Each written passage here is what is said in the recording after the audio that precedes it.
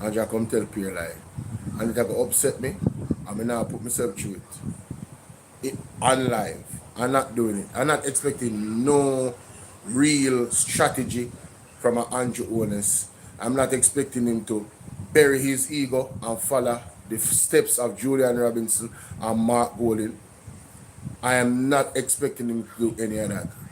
I really have no respect for the Prime Minister of Jamaica, honestly. He doesn't have any integrity. And, you know, he's the weapon that is formed against this country. But let's continue and move on. Him speech not start yet, but me not really listen to it. It a play right now on my OBS. So for those who interested to go and listen, they can. I got everything on my ears also. Catch. You know?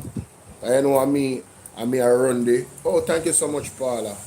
You know, say I run the page, so I have to make sure say may have everything around smooth over there for those who want to watch it. And if you want a better volume, yeah, Patrick, if you want to listen, go to BOLO V&R 2.0. I'm live right now. If you want to listen. Carl said I was listening, but he started showing. He not reached this yet. Carl. In speech not started. In speech not started, you know? No, in speech not started. We're double live like right now. In speech not started. I don't know where y'all watch, but this live in speech not started, man. Not started. Them still around them ads and so. You can't want to go on Antonio, you can't imagine them start his speech. And then when they look, when they start his speech, Carl, when they look, a 5 hour man I go do again. Because amount of things that Mark Golding beat him about, you know. See, if he ever come try if you tell no more lie, you know. I want gigantic waste of time, you know. You understand? No man, I don't see it start. I don't understand what you say. That means say one of the feed them now work. Let me go check. Hold on. Let me go check. PBC. A PBC me the pan, you know. PBC are the official. See it there? PBC live. Let me see JIS. JIS. Let me look at the JIS one. The JIS one not start. Them still await. So I don't know which one y'all watch, unless y'all watch from Andrew Holness. I want if I sabotage, then sabotage. It's a rerun in my play, man. No, man, I rerun that, man. It not start yet, mama. It not start yet. The rerun when I play the one from last year and the 5 hour where I chose shade. And that the rerun they I play. It not start yet. I tell them, they're on it right now. Anyway. Let's move on to more substantive issues, ladies and gentlemen. We're live on TikTok, live on BOLO V&R 2.0 and BOLO V&R Clips. I want to welcome everybody to the platform. God bless you all. See them just start, you know. What's your name? Marlin Malawu photo chat. Them just start. Zin. I might dip in some time to debunk some foolishness so them are going with. I might. You understand? But really and truly, I come for Mark Golding and Julian Robinson. See? Yeah man, that I come for. Let me just turn on my Bluetooth on the phone because you know so the hard drive on the computer they look like it crash. Piece of money if you got fix that, you know. If you can fix. Kind of.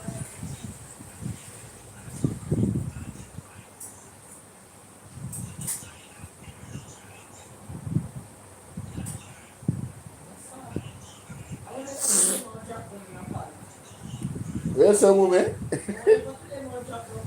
Hello, nobody with the body life. My mother is here. Hey, big up my father, you know. Big up my father. Daddy, if you listen, big up. Possibly might alive, yes. Possibly might alive, guys. I follow up the thing, you know. He say when I'm bridging them, when know him. Good afternoon, Michelle, how you doing? He say when I'm bridging them, when know him. Listen to me. The man say, man, yo, the youth. Youth on point, you see me? And you know, Jamaica, Jerry Bryan, pick up yourself. You know, say, only for people when know me, like know me in my community. Them things say, me grew up in our home. I know when they say, because your father or your mother might have a political persuasion either way. In my household, my parents have never pushed their political ideals on me. The only ideals that my mother pushed on me is the ideals of God, the word of God, the right and the wrong. And she always a quote the word. That's how my mother pushed on me and my father. The political thing, that you decide for yourself. But when it comes to your soul and your salvation, right? Well, the People's National Party is in the building. Let me see, 2, 4, 6, 8, 10, 11. Look like 10 of them there. And all of them that. So I wonder if they plan for boycott them today. Because I'm not tell no lie. You know, Mark Willing is just a different individual, you know. Hey, who is this? Oh, man, sis. Sorry about that. Because I'm not going to put the pam vibrate. Because I can't afford it for a bus out and a ball out for me like that. But Mark Willing is a different type of person in Jamaica. I'm telling you. That's why they can't manage him. They can't manage him none at all. But anyway, let's go into what Mark Golden is going on with on this interview here. Zane, that me come about.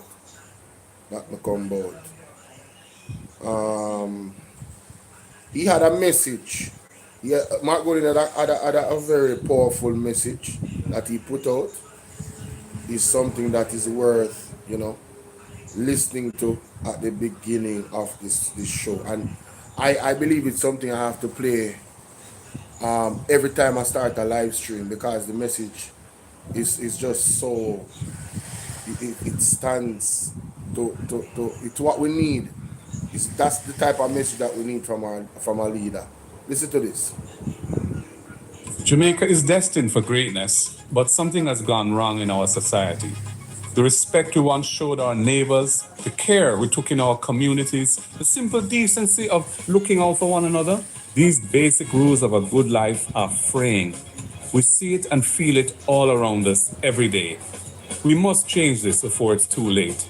Building back better is not just about roofs and roads. No. It's about restoring the fabric of our society. Yes. Integrity over corruption. Yes. Community over selfishness. Yes. Building a caring and loving society. That is why we call for a national movement to restore the moral foundations of our country. Not led by politicians, but by spiritual and civic leaders and by each of you. When we repair how we treat each other, everything good becomes possible. A stronger Jamaica, a kinder Jamaica, and a better Jamaica for us all. Pamela, when you hear that, this video is titled Values and Attitudes. And he's absolutely right, Jamaica. We are at a point where, you know, the fabric of society has been eroded. All the things that made Jamaica, Samuel, thank you for sharing. All the things that made Jamaica, Jamaica, we have moved away from it. Those the values and attitudes that made us Jamaica. Like, let's give you a small example, a couple examples. You notice you're seeing older women and schoolgirls in competition for older men, literally like fight at schools and stuff like that. You see, I mean, a child used to know their place because of how the home structure was. So you couldn't play them the game with grandma, you know, and grandpa, you know. You couldn't try that in Jamaica. Your ass would have bust, you know. You understand? I'm here to tell you, say, shame tree the shame trees were so tall back in the day. You couldn't pass a man or a woman, an elder, and don't say good evening and good morning. You couldn't step on the road and disgrace your mother by not having your attire how you're supposed to as a young man or a young woman. You couldn't have your dress short. You couldn't. You have to conduct yourself outside of the sight of your parents like a God a watch you. Parents used to instill the fear of God in them picnic. That's how the structure was, and because of that, the fabric of society has totally been eroded. And you notice what Mr. Golden said, because he understands, he really gets it. Who did he say was to head these entities? Is the church. I mean, I talk about the scammer pastor them, I don't want them to now follow God principle. I talk about the real men and women of God. They are the ones that is supposed to head this thing. They are the conscience of our society when it comes to certain things in the schools, what they might expose the youth them with. It is further eroding the fabric of our society. You understand what I deal with? No two ways about it. So if you agree with me and you agree with Mark Golden, you drop some fire emoji in the chat, no man. With the you know, the orange hearts. You know what I mean? Yeah. We got Marky G. Let's move on.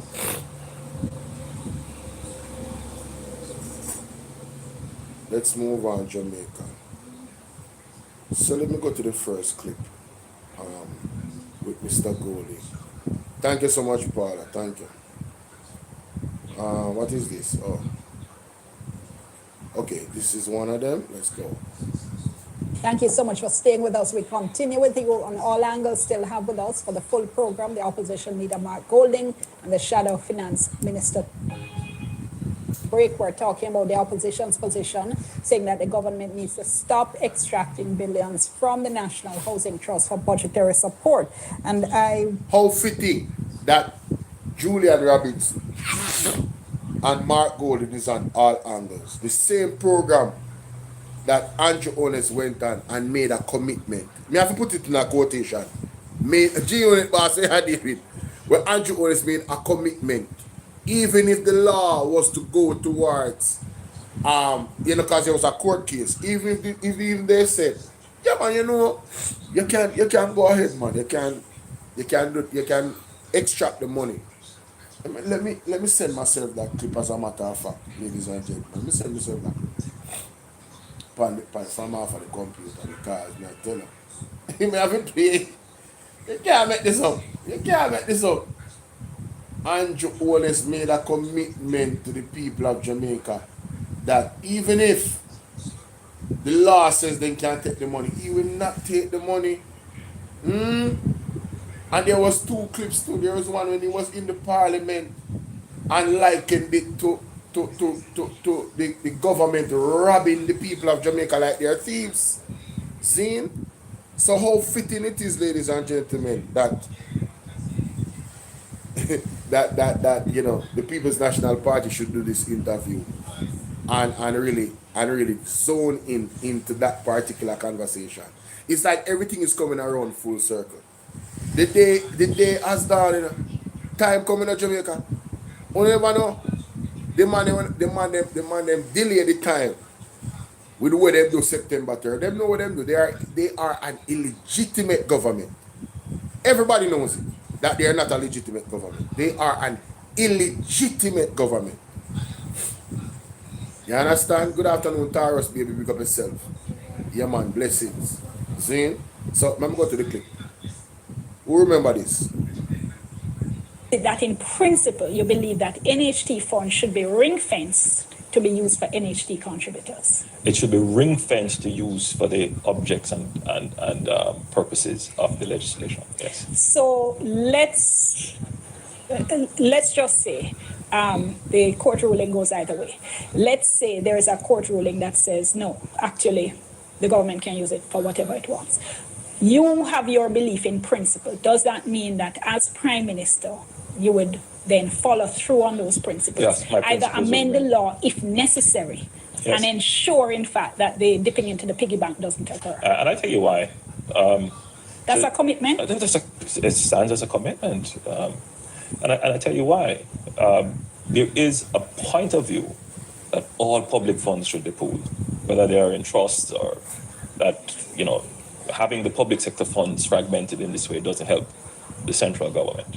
But then there is also another view that there are some funds that belong to account holders, funds like pension, funds like the NHD, and those funds ought to be totally excluded because technically they are the private property of contributors.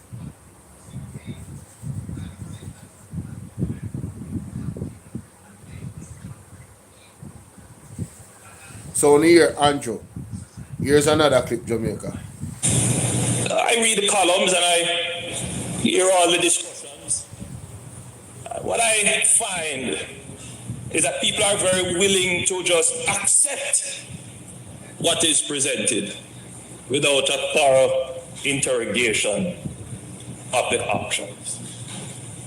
Because you see, implicit in this argument which is being presented that this is a time of crisis, this is a matter of national importance, there is this great urgency that we must treat the law as a matter of convenience. And that is the danger of this debate. Convenience.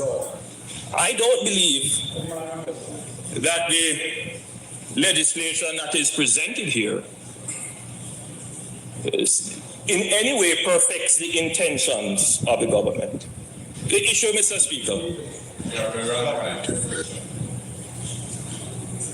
this present piece of legislation that you are hoping to amend does not in any way relieve the consideration What's up, darling? that you are taking private funds.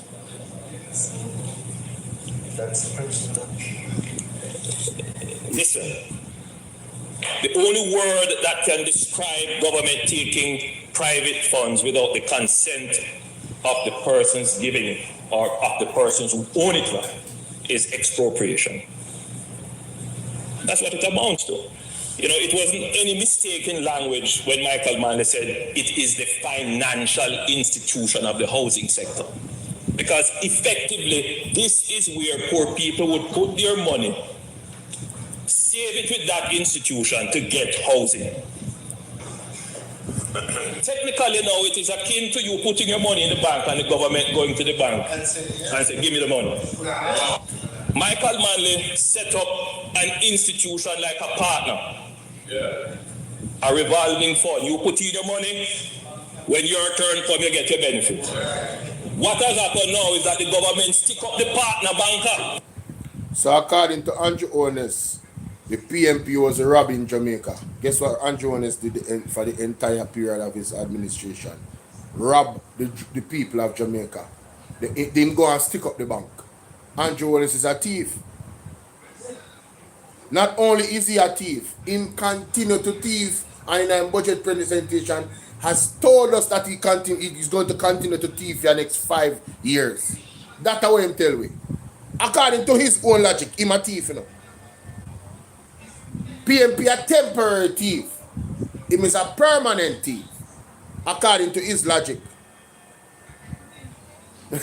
Even when there's no crisis, he was stealing from the people money in NHD. Zine, hold on, somebody call me. Rotted. The boss call me Jamaica. Mighty God. Hold on, I'm call him back. When I hear them, I'm going to call it serious. He done a watch. He done a watch.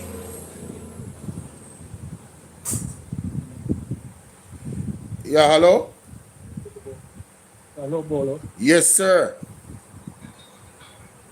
Good afternoon or good evening to you and your listeners. Yes, sir. Good evening, sir. You're hearing you clearly. Okay, good.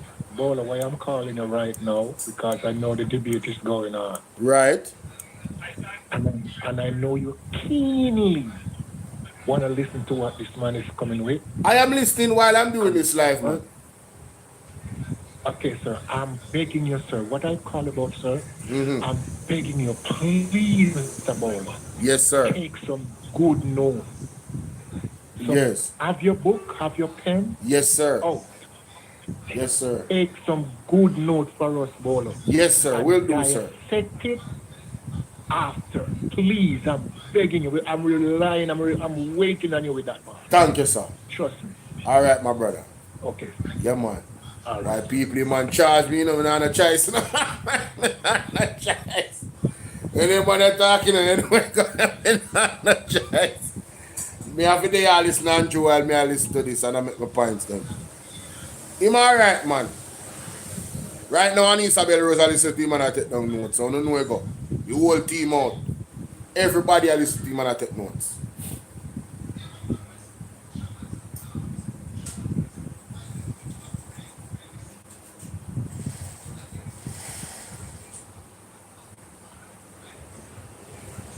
Alright. Where is it? Okay, here we go.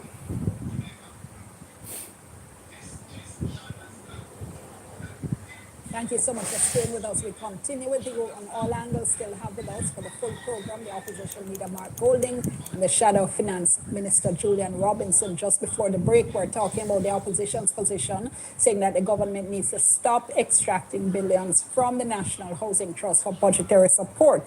And I was, well, let Mr. I interrupted you, Mr. Robinson, because I was saying that we're still seeing the housing trust build, for instance, and provide Ivan, what's up, housing. Ivan? For the 2026-27 financial year, they projected that they'll be building close to 11,000 housing solutions and spending over $50 billion on capital expenditure. So that doesn't sound like it's sending the message that the housing trust is strapped.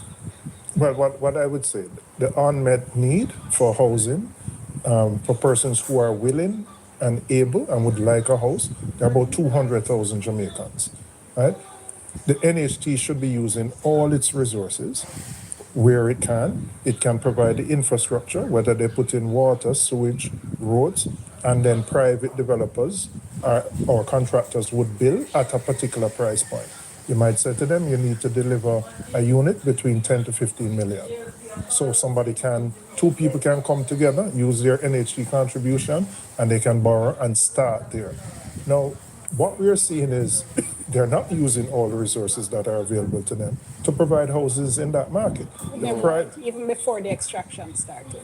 Well, to me, it's an issue of management. If you have this unmet demand and you have the resources and you can't deploy the resources to meet the need. So you hear what the man has to say, and he's absolutely right. There is a demand for housing. There is a huge gap that was opened up. There was a demand for housing before the gap, before what happened in Hurricane Melissa. But that gap has widened significantly, ladies and gentlemen. Homelessness has increased. You understand? And I'm talking about climate resilient housing is something that they need to focus on. So even though they need to build houses at the NHT, I would take it a step further. I didn't hear Julian mention it. What I would say, and I know that the People's National Party, I listened to J. Bryan earlier, and I'm right. The People's National Party is listening to the people on the ground. So I want to make this suggestion to the People's National Party when you go into power. And I'm sure you guys probably have considered it already and talked about it and analyzed it. They might not have come out and said it in this manner. When it comes to focusing the NHT funds for building, the buildings that you're going to build have to be category 5 climate resilient buildings at the price that you're talking about. It is important that those houses that are created and built for the people, Love, big up my general, what you said, bro? It is important that those houses that are built, right, can be resilient towards climate change in terms of a category 5 storm. You understand? Like Hurricane Melissa. they need to be built to purpose for that. You understand? Yeah. So the fact that the IMF aren't over us with a whip, as you put it, is really not the point. I think it's if we are committed to achieving it and we set our targets, we can deliver. I believe that. I think we have the capacity to do it, but I just don't feel that there's a sense of real urgency in the way the economy is being managed by the government to get these things done. And I mean, especially in the legislative area, their performance has been very, very poor. But I think that's precisely the point. You say we have the capacity to do it. And I'm zeroing in on capacity, not talking about expertise per se, because one of the things I hear is that our capacity is not where it should be in terms of, for instance, the number of drafters we have. We've always had shortages in that area. That's nothing new. And we, from time to time, reached out to the Commonwealth and got drafters seconded here, some of them have stayed for many years after their original secondment. It's a question of how you marshal the resources that you have at your disposal, how you inspire them to get on board and to really deliver of themselves and go the extra mile to ensure that Jamaica gets where it needs to go to. And I think that leadership is critical to achieve that, because you have to, the people who you're asking to put out the extra effort have to see you being willing to do it too. And that's, I think, how we would manage it. That's how we would manage the country going forward, to get us out of this slump, to get us out of this crisis. Hey, I mean, you know what I love about Mark Golding? He's really honest about where we are at now. And he's really honest about the history of things. So he doesn't sugarcoat like the failures of the People's National Party and their contribution to the state of the country. What the JLP does is they obliterate any blame that they have. Jerry saying, "Now look."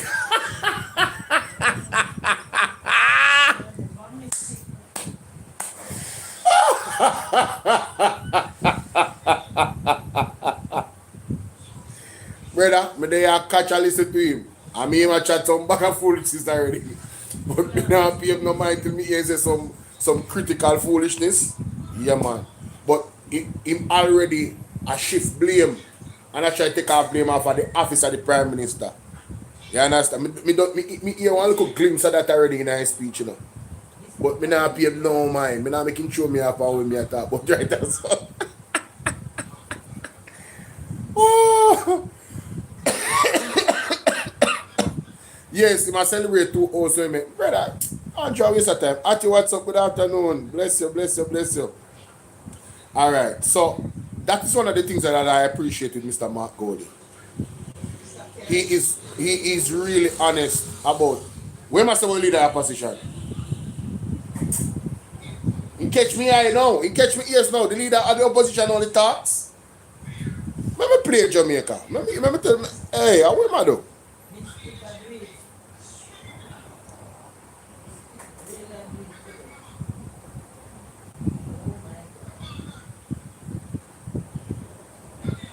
The leader of the opposition only talks.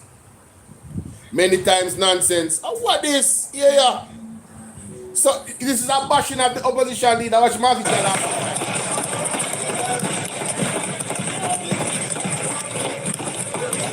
And takes home $27 million.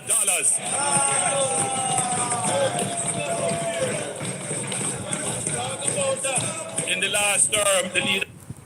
Jamaica and Holness don't come with no substance today. Mark Golding, let me tell you something. Mark Golding beat Andrew Holness so bad into submission. This is why him come and try to defend in a parliament. The truth about him taking all our money when same never did want. And I try to put it on Mark Golding. Say Mark Golding get more than the Prime Minister. The same lie I try to tell same way Jamaica. This is what the man come with in our budget presentation. Mark Golding, 80% of Mark Golding money go where? To charity. This is well known. Mark Golding is getting the same money in our pocket that he used to get before. Mark Golding money goes into charity. Different charities. That's a fact. So the man come here and lie about this. Yeah. Yeah. I know him a show shade. No, he's trying to show shade on all of the parliamentarians. Oh my God. Wow. In the last term, the Yeah. leader of the opposition earned more than the Prime Minister. The opposition spokesman Yeah. on finance stood in this house and said the opposition has no problem with the increase in MP salaries.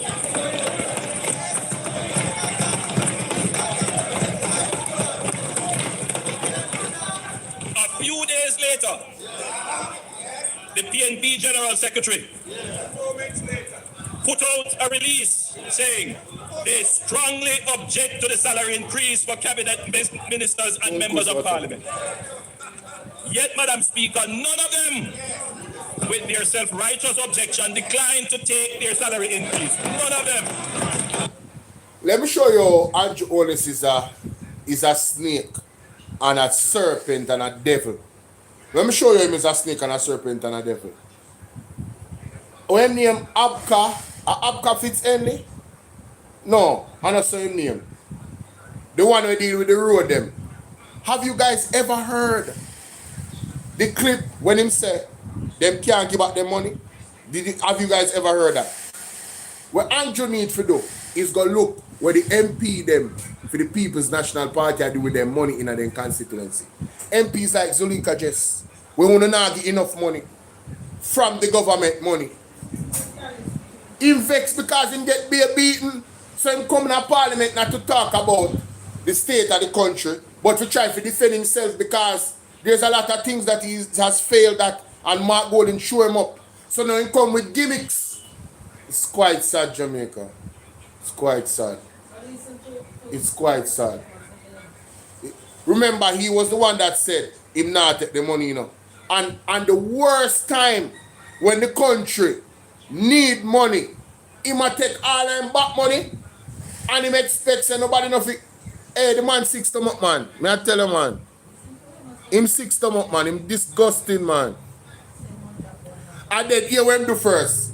The Prime Minister, Mark Golding, only talk because I have to deal with this ministry, that ministry, and I have all of these things to do. So what I'm trying to do is validate, say him do so much work that him deserve the salary. But that is not so. Nobody never tell himself to go do all of them do something there when you have other people to do it. Nobody never tell himself to do that. You know why I manage those things? For fooling one or blur it not pocket. Yes, and cover up corruption. And that him I do it for. But me gonna move on.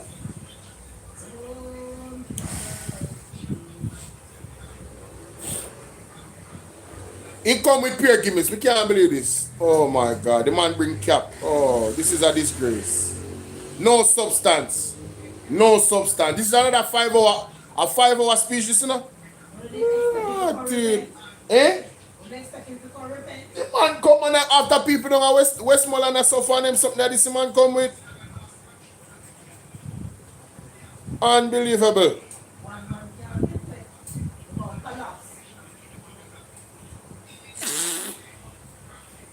Yeah, hear this.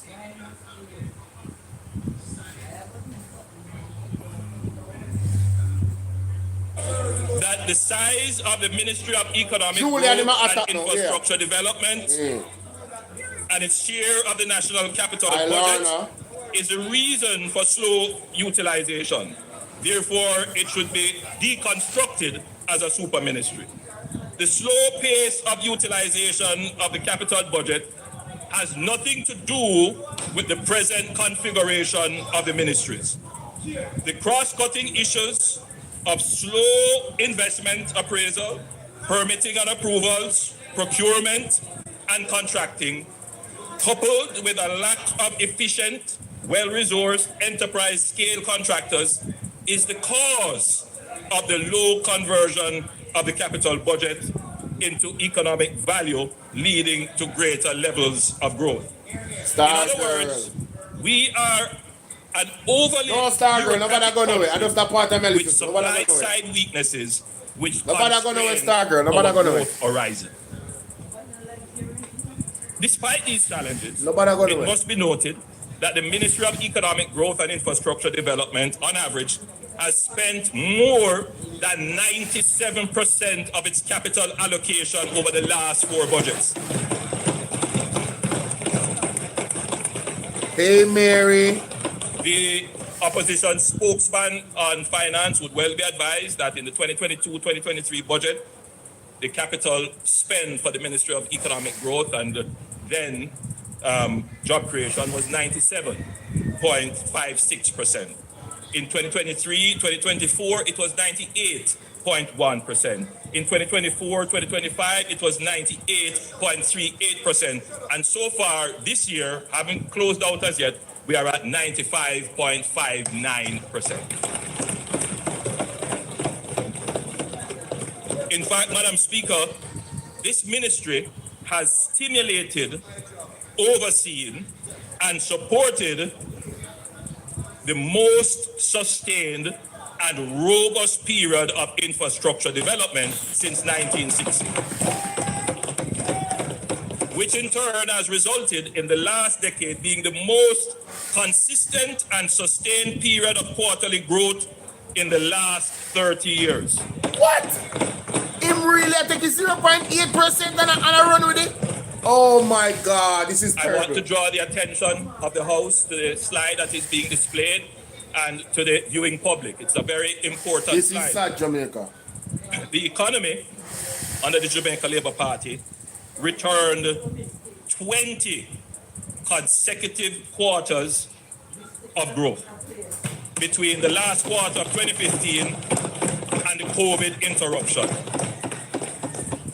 Before that, the longest quarterly stretch was 9 quarters. So there is a fundamental change in the Jamaican economy. The only time that we have not had growth would have been the COVID impact and the burial impact. The beauty of this graph that is being displayed. Jamaica, me not putting you through this. Andrew on his scheme and he's doing exactly what I thought he would do, lie to the people. Those periods are not periods of growth. They are periods of recovery. And he's doing the same thing, but he's doing it, making the same arguments, but in a different way. So the argument is that he's making now is, well, we had Hurricane Melissa. Well, we had Hurricane Beryl. Well, we had to go through the pandemic. So that is our excuse for not growing the economy. So the growth he's talking about is not growth, it's recovery. Big up Rastan Ayman. Rastan Ayman go, hey, me know say Rastan Ayman now listen to this, you know. After the first half an hour, we can stop listening to Andrew. I just want it on my platform for persons that want to listen, because I wasn't going to do it, you know. And I wanted to have it there on record, because I'm going to dissect every single thing when him say, all I lie them when him tell, I'm going to put it out as much work as it is, ladies and gentlemen, because 1 million lies I tell you right now, you know, and we got half an hour. 1 million lies. Remember that other countries face burial, you know. They recovered their economy. So the loss that they had from burial, they recovered and went back to where they were. It is like when Edward Siaga did get the what do you call it? In the 1980, when Edward Siaga had the reins and he got the debt to GDP at 63%, he destroyed the economy to the point where the debt to GDP ballooned to the highest it ever had been in history to 262%, a 315.8% increase from where it was. You see, when the PMP come back in and then bring down back the debt to GDP, that is the recovery, bringing it back to where it was. So you couldn't consider that growth in the economy. You would have to consider that a recovery growth because of where we were. Right now, before Hurricane Melissa, we were projected to go to the 60% debt to GDP. That is an acceptable debt to GDP to stimulate growth in the economy. Who caused that? It's the People's National Party did that with the fiscal rules and fiscal disciplines. I put out a video today. I don't need to go and watch it on my own time. I dissected Andrew Holness' lies about fiscal discipline that he put out on his social media. And I showed the evidence depicted, not like this way I'm talking right now off at the top of my head. I showed the articles, ladies and gentlemen. I implore you to make that video go viral. I have never heard the People's National Party talk about Gilbert, a reason why they never get to grow the economy. Barbados and the whole of them recover from the economy and had growth that surpassed where they were when the hurricane came. They just don't know what they're doing, or they know exactly what they're doing, and what they're doing is to bring down the country and keep the country down to a minimal of growth, so that the outside entities when them really work for can swoop in and take up the country and have it right back in a slavery. I don't know, that might be the initiative of the Jamaica Labour Party, the way how they are going. When they hear Mark Golding talk about the speed and which they need to ramp up things, Rasta man said the same thing. They need to ramp up the growth of the economy. They're not doing it. And they have the tools to do it. And the People's National Party is giving them the tools to do it with the ideas. Them not hide it because they want the country to grow. They want the best for Jamaica. Regardless of who is in power, they want the best for Jamaica. Them wicked star girl. Them wicked. Right? Over 700,000 people seeking work. Oh my God. You know what? Let me continue.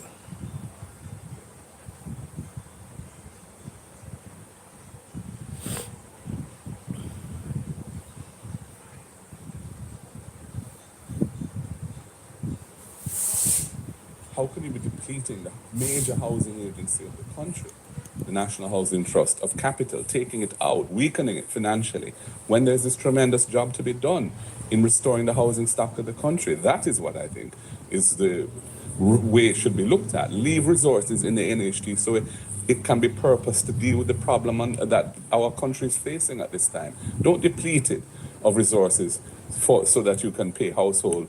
Territory, I know say my chat, I listen to him in other years about when this is something we've been committed to for some time. My chat be a foolishness and it's something that we gimmicks in common said we today. had to find other ways that we could achieve this, because we think it's, in principle, this whole extraction of resources was supposed to last 4 years. 4 years. When it was first implemented. And it has now lasted 12 years. And the government has announced in the throne speech they're going to be doing it for 5 more years. I mean, the amount of resources taken out of the Housing Trust when we have this crisis, really, of inadequate, affordable houses. Wicked on enough. top of the Melissa damage, it really doesn't make sense to us. And you know, what I got to understand, ladies and gentlemen, in regards to Housing Trust, the People's National Party was very calculated, in their analysis. They got a recommendation that, taking out, hey, how you doing, Mandy? Taking out the NHT for 4 years would not, how would I put it, jeopardize the true intensive purpose of the NHT. So 4 years over 4 years would jeopardize the true intention of the NHT. Tiny, no. You can go to my YouTube page, Tiny, if you want to listen to the budget presentation. And how much people over there, more people over here so listen to me than we listen to the budget presentation. Me have in my ears still, as I say, and I listen to some of my things then. But anyway, the NHT is really a sore issue. Let me go to the YouTube page and see if I get any more videos from that interview on the PMP page or on Mark Golding's page. Let me see. Oh, wonderful. Mark Golding put some on it. Ah, beautiful. Beautiful. Thank you, sir, Mark Golding. Let me see which one this is. Major housing agency of the country, the National Housing Trust of capital, taking it out, weakening it financially, when there's this tremendous Appear job to be nonsense over done there, chat in is. restoring the housing stock of the country. That is what I think is the way it should be looked at. Leave resources in the NHT so it can be purposed to deal with the problem that our country is facing at this time. Don't deplete it of resources so that you can pay housekeeping expenses of central government. This is something we've been committed to for some time there, and it's something that we said we had to find other ways that we could achieve this, because we think it's, in principle, this whole extraction of resources was supposed to last 4 years when it was first implemented. And it has now lasted 12 years. And the government announced in the throne speech they're going to be doing it for 5 more years. I mean, the amount of resources taken out of the housing trust when we have this crisis, really, of inadequate, affordable houses, on top of the Melissa damage, it really doesn't make sense to us. How can you be depleting the major housing agency of the country, the National Housing Trust of capital, taking it out, weakening it financially, when there's... No, what's wrong with Andrew Holness? Andrew Holness, the budget piece that talk about decolonization. The man gone back before independence. The man gone in the 1950s. I can't believe this. What a gigantic waste of time. The PMP can't walk out. PMP wanna walk out, bro. I want 7-hour speech this now. PMP wanna walk out. On the left, bro. Just left. No, they left. The man that talk about 1950s. How can you be depleting the major... The fact that the IMF aren't over us with a... We had before, we got 100,000 more votes than we got. Listen to this. Double we had before, we got 100,000 more votes that we had before, we got 100,000 more votes than we got the previous time. So the answer is yes. Any rumblings of challenge, though? I've heard Damien say that well. Everybody knows it. That's what Look, if there was a vacancy, then there would be, people might put their hat in the ring, but there's no vacancy, and I don't anticipate anybody's going to challenge me if I'm in the chair. All right, I'm going to leave it there. Thank you both so much. We appreciate. Jamaica, when you hear that?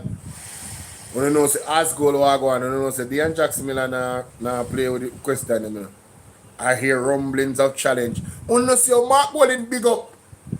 When you see your Mark Bolin big up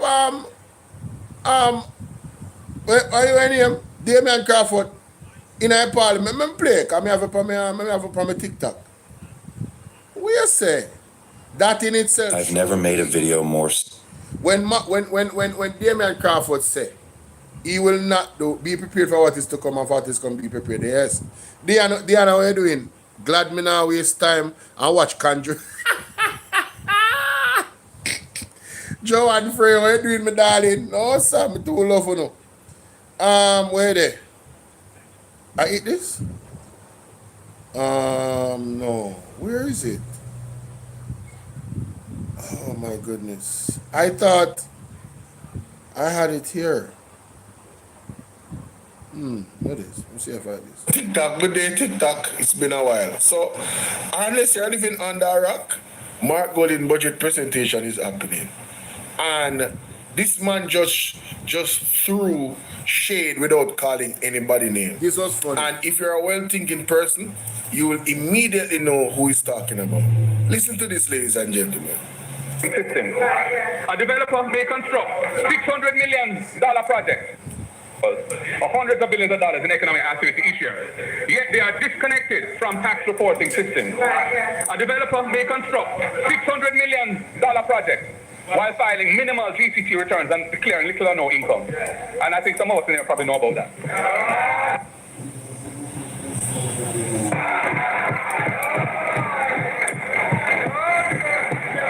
Argument.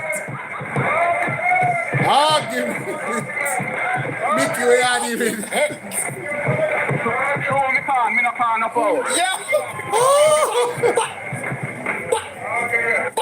I don't know, say Andrew matter about. Hey! I can't bother. I can't bother Jamaica. Oh, see, tell me, I eat this? Oh, man. I don't know what happened to the audio, but something did. I have to redo this. I didn't mute the audio. Straight unity over PMP. I don't know what happened in Jamaica. But this video messed up. Save and exit. Let me go back. Let me go back.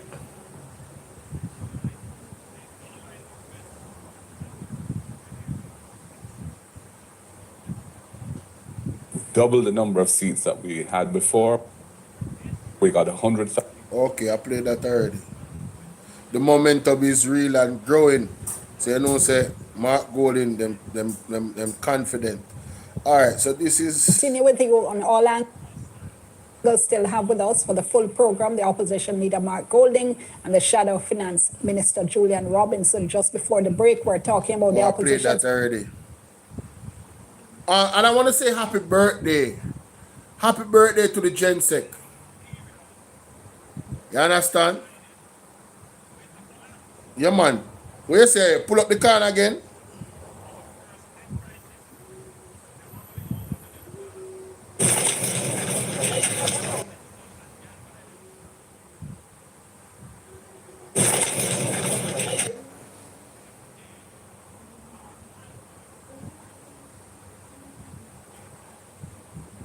Which period am I talking about?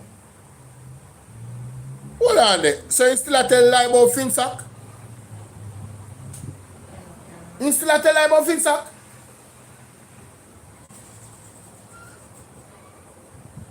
Release the report. Release the report. Sure. Release the report and ventilate it. Look what? A bail I'm telling you. Facts what? Facts what? No, Jamaica, I have to address this. The facts in which Jamaica started. Jamaica well. The period between 1962 and 1972 saw political stability, the fastest pace of growth and development of the Jamaican economy, and the build-out of our institutions. Build out of which institution? Madam Speaker, the period 1972 to 1980 of the Cold War era, the PNP government under Prime Minister Michael Manley changed Jamaica's political, economic, and social development policy and trajectory to democratic socialism, which also informed a change in Jamaica's foreign policy outlook. During that period, Jamaica joined the non-aligned movement and pursued relations with other socialist and communist countries of the Eastern Bloc, including Cuba.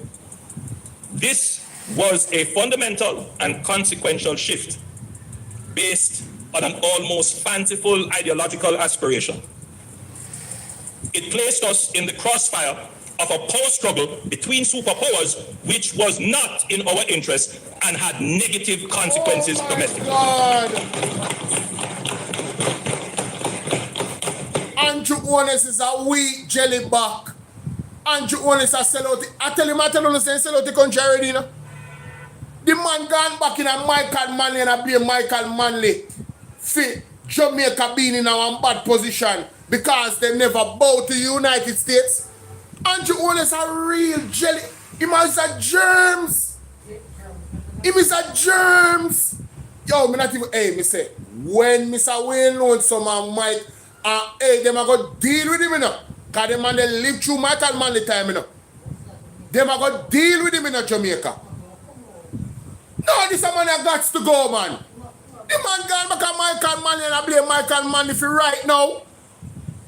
So because of Michael Manley, why Jamaica in a position where they're right now?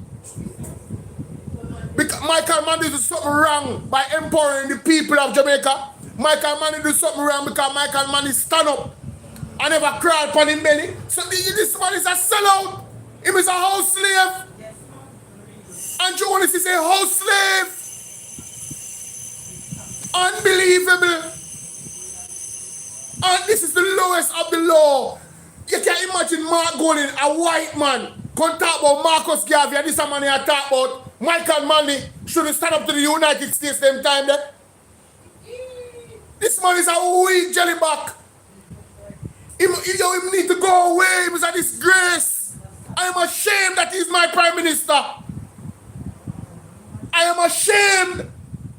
Oh my God, the man there said throw Michael Manley under the bus because Michael Manley stand up on his 2 feet and not crawl on his belly. Jamaica, what can go so? The man gone back in 1950s and 60s and Michael Manley period. I said, we can't wait for God to remove this man from. Hey! No! I tell him, I can't believe this young man. This period coincided with the collapse of the Jamaican economy, our first debt crisis, the hollowing out of the middle class, and the emergence of widespread political and gang violence. So Michael Manley is the one that caused the political violence. Not Edward Siaga with the CIA. Not the shower posse. Backside. Mighty God of Daniel. At this, Andrew, within a 2026, the people they need house in Westmoreland, they need shelter, the people they now got school. And Andrew wants to talk about the decision that Michael Manley made to stand up to the United States. No, Mike Brown, it's not funny. This is not funny. The people they need to march, go up to Parliament now and run him away. I tell himself, come out of the country. It's a disgrace. I can't believe this. No, this really, no, Jamaica. I am genuinely, my brother boy, I can't believe that Andrew Holness. Him go further than what me thinking could have ever go. No, you don't understand. Lying about Finsack is one thing. Lying about the man a revise history, you know. The man is revising history, you know. The man a put it to, the man a destroy. He's continuing what Edward Siaga and the CIA did, you know. After the man they burn down Eventide woman, you know. If you try to tear down Michael Manley reputation, you know. Andrew Holness is continuing in a political father part, you know. The devil I use him, you know. Jamaica, we don't even shun this man. If we don't see him on the road, we don't run going in the next direction. Don't gather when gather. The earth might open up and take him in line, might strike him. Tell me, I tell you that. This man is pure evil. No joke about it. What do you think a joke? Me say if you don't see him, take it left. If you step on the right, take it left. If you step on the left, take it right. Don't shake him hand. Don't take the money from him. Don't accept nothing from him if you go to a house, don't accept the Jamaica. If you go to a certificate, don't make no pick the accept nothing from him. Make somebody else give up, not him. This man is poison. I said, I can't believe the man blame Michael Manley in a Jesus name. He man blame Michael Manley if he stand up on his 2 feet and not crawl on his belly. So he wanted us to have a leader that is a puppet to the United States. Me say if one, hey, me don't want nobody chat to me or vote for them people, you know. Me say, don't talk to me. If you agree with this man, don't talk to me. You guys are house slaves. You are the ones that kept black people in slavery and helped the white man to keep us enslaved. Don't talk to me. You are not freedom fighters. You are not patriots of this country. Hey, me say, hey, Marvin, I got done him, you know? Marvin Edgar got done Andrew Holness, you know? Selman Ev Wagwan. Mighty God. Hey, man, I call Mystic Sensation. No, man, I call him right now, man. My blood boil. Me know, but me I call him same, man. My blood boil. I have to talk to you, General. No, I have to talk to you, General. No, my blood a boil. My blood a boil. No. Me I call Mystic right now. No, sir. Me know say now watch him, but me I call him. Hold on.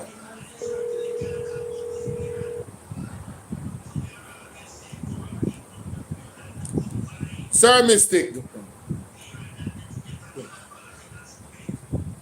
My life?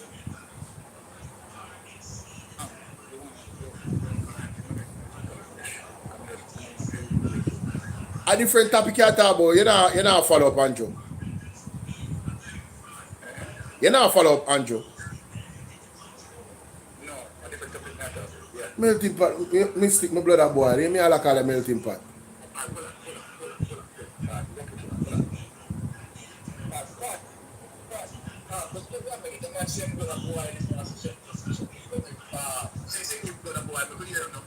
Hey, melting pot and the whole family. Wanna big up on yourself, Mystic Sensation family. Wanna know say Andrew Holness there in Parliament and I blame Michael Manley to stand up on him 2 foot and not crawl upon him belly in that period there. The man literally I blame the state of the country economically for the decision of Michael Manley make. This man is a puppet. This man is a weak jellyback. The man we need to march on a parliament right now and run him away from out of the country, you know. Me mean like right now, you know. I say, hey, Mystic, I say, I deal with him, man, and you're a melting pot. You not go hear it. Big up on yourself. Look more. The man is worst, Brethren. The man is the worst. Me never, brother, me can't. I am. This man has reached a new low. Me never know say this could have happened. Me never know. The most beloved and cherished Prime Minister, leader of all time, right? We actually build generational wealth, give people generational wealth, when they still pass down from generation to generation right now. A man we say first in study, make people go to school for free. We say no bastard no there. If man try to put on a man like that, Andrew Holness will go away. Me say I want to run him away from out of the country. Man is a disgrace. Yo, me can't believe this and that. Yo, man, wicked in the brother.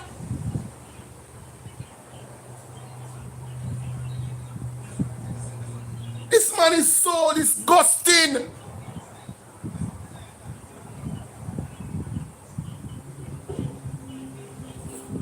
Man, for go away, man. Man, for go away, man. Man, I tear down the country, brother. Eh? What you say? Somebody are using man. Man, for go away, man. Even entity are using it. Eh? Yo, actually even know. Yo, brother, me tell you some blood boy don't even understand you, man. The man for go away, brother. But them are using it. You can't imagine if you youth them right now, they have a Michael Manley right now. You think say illiteracy would have so high? Somebody jealous over Jamaica. If Michael Manley went around the country right now, you know how much more hundreds of thousands of people would have get house from housing trust? You know the economy would not grow. If Michael Manley went around the country right now, him and a demon for true. Johnito, him a demon, him is a devil. Somebody say he's definitely being used, mommy. Them agree with you. This man is an agent of the devil, brother. I can't believe after the man robbed the NHT, something we never have to do. Something we never have to do. Hey, Jetline, I think a Julian Robinson alone mash up his head. You think a Julian Robinson alone mash up his head? No, Julian Robinson, listen. The same thing will happen in a debate. Guys, big up yourself. The same thing will happen in a debate, and the same thing will happen in the budget presentation. You remember the debate? You remember how Julian Robinson destroyed the entire Jamaica Labour Party by himself? He never needed two other persons beside him. You remember that? In a finance debate? Them when I contribute, the Julian Robinson was the GOAT. I would say these are the best performance in the budget debate so far. We see one side of Julian Robinson we never see before. And then here came Mark Golding, having Andrew Holness go out of, well, not go out of character, but show his true character. You remember when Andrew Holness disturbed Mark Golding when he was talking and he said, no, it's not your time, you cannot do that. You remember that? You remember that? For the people them on TikTok, I not even want to say this, but I just want to remind you, on the top of the screen there for me, let me get 50,000 likes in that live stream. It will get the word out. Just, please. Zine, you not even need to send me no gift. If you don't want to send me gift, you send me gift. But you see the like button, I just want to know, abuse the like button. Please. That's how I want from you. Just abuse the like button, people. He has nothing to offer, so he's talking rubbish and wasting time. I'm telling you, the man is... Yo, brother, can you imagine somebody scrutinizing Michael Manley for standing on his 2 feet instead of bowing? Only see say them are the weapon they form against this country. So now the Cuban doctor them will feed them parents all benefit from it. Feed them family member will benefit from a relationship between me and Cuba. You know. He's talking about that specifically, you know. This is a new law. And that more than do. Because I know some melting pot in a blur now make that go so. When I see a while ago melting pot them over there, rub them out. Because my mother is melting pot. See? No, they need to go away, man. You need to go away. Man, dirty, you know. Man, is a real germs, and I don't respect for him, brother. All of my respect gone for Andrew Holness right now. No doctor around here, I can't get no respect over here, son. None.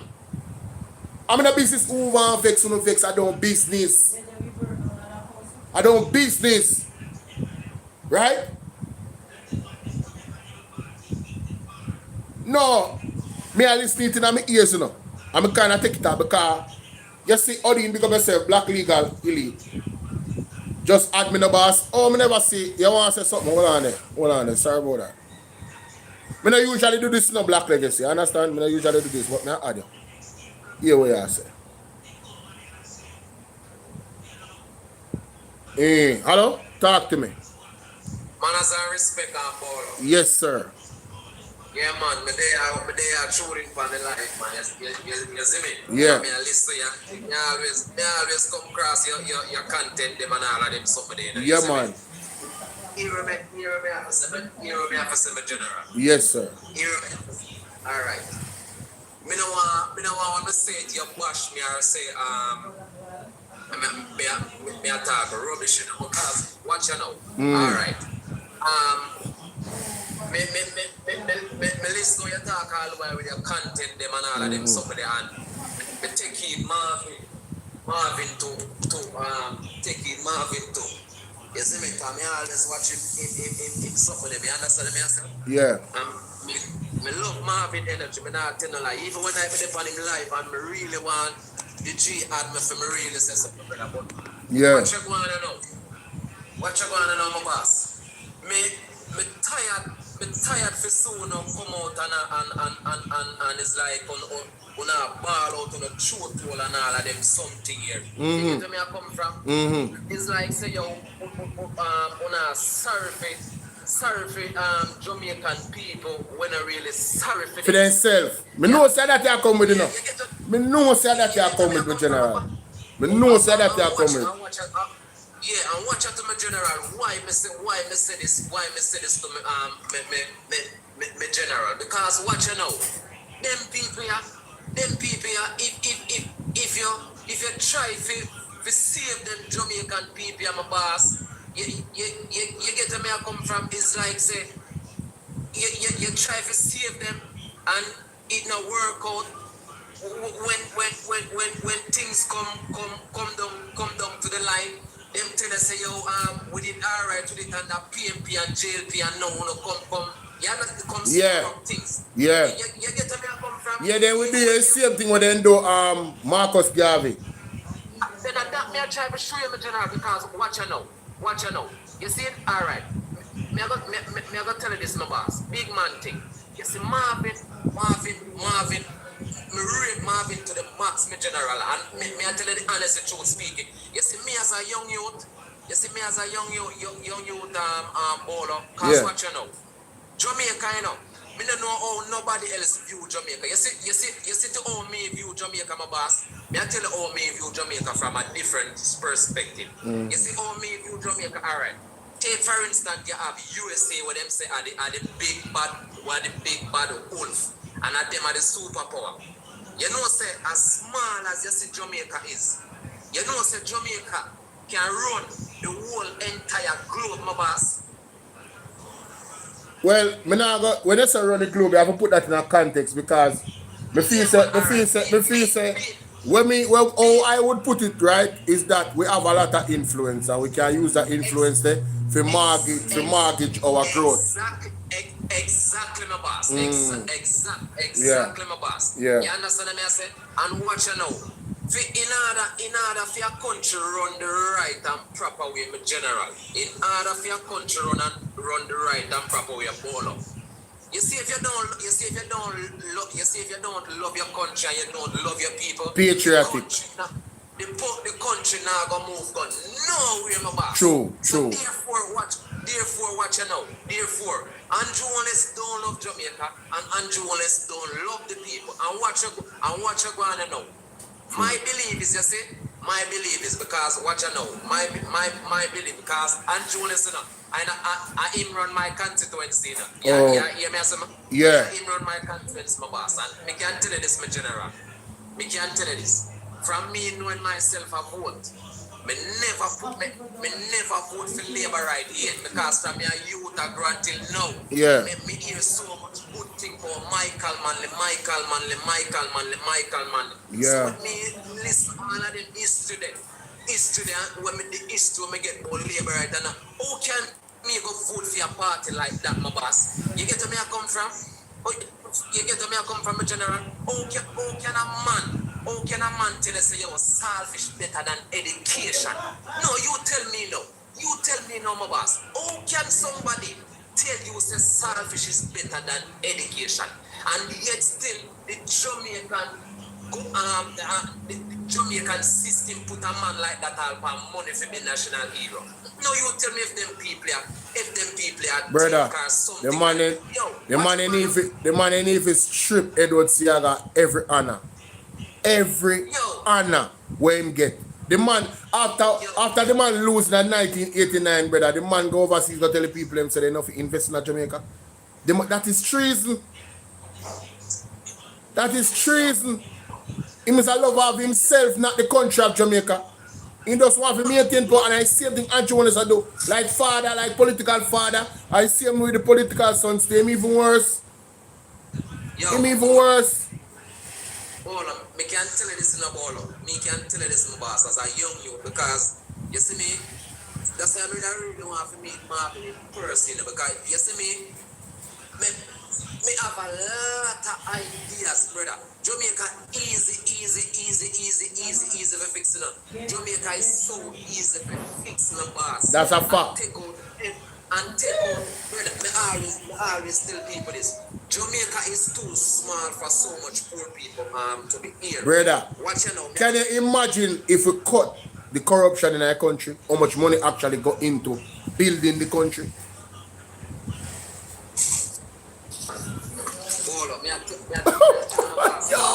Them people are some evil people there for us. I tell them in general. Some evil people, some evil people there. And watch you again, come on. Me tell people this all the while, you know. You think if Jamaican literacy rate is high. Yeah. You think them could have even the people themselves? That's a fact. Jail people like bright people. Because you can't control them. They low me big up. Them sister the country is a dunce population going for us. And that's why them deal with the people them that we here, you know. Yes. Sister the country is a dunce population going in general. So Hey, what's up, we are Sassy? Go through, my boss. Go through. May I get 2 more minutes to wrap up? So therefore, what you gonna do? You gonna turn the people them in a menke and manipulate the people them. Yes. You see me I come from Yes. from that. You see me? Yes. And me can tell you this in a bolo. How me look on this thing here, how me look on this thing here, how me look on this thing here. How me look on this thing, my brother. No, none of them parties are going to fix Jamaica. I can tell you that, my boss. None of them parties are going to fix Jamaica, whether it's from the JLP or PNP, my boss. You understand? Why I not agree with that still? Eh? I not agree with that. I know that that's a sentiment among a lot of people, and you know, people have a right, you know, to them choices. I mean, say there's gonna be some people come here, Marvin, I talk about you know, starting a political party. I mean, say I get only support. I welcome it because in the spirit of democracy, we are going to need a better opposition than the JLP. We don't want the JLP to be in the conversation anymore. Come up more like other young party, then come up. We need proper representation on local levels. You understand? And it needs to go off of merit, not corrupted elections where people are buy out people. You understand? Whoever the people choose to represent them, and it's a fair and free election, we need to maintain democracy. And I know Mark Golding and the People's National Party is about maintaining democracy because they are for the people. So they are not afraid of having intelligent people like a Marvin and other people in Jamaica that choose to take up the mantle to say, yo, them are going to do for them part in what them see fit to help the country and build the country. So, we respect your position, you know, in terms of you would look to another way. And to be truthful, a lot of Jamaicans really are going in that direction for the longest. And that's why we call it now, the election numbers are so low. They're like, what, 35% the last election or less? Something to that effect. Most of the people don't vote. But one of the things them that we need to do is to get that up. So education is important. Civics, PNP talk about civics being implemented in school in a Mark Golden's presentation. That is important. So you understand how the government work and how you can make informed decision as to which one of those persons that is there campaigning for your vote. Who are you going to give the opportunity based off the plans that they are presented to you? You see me I deal with my general?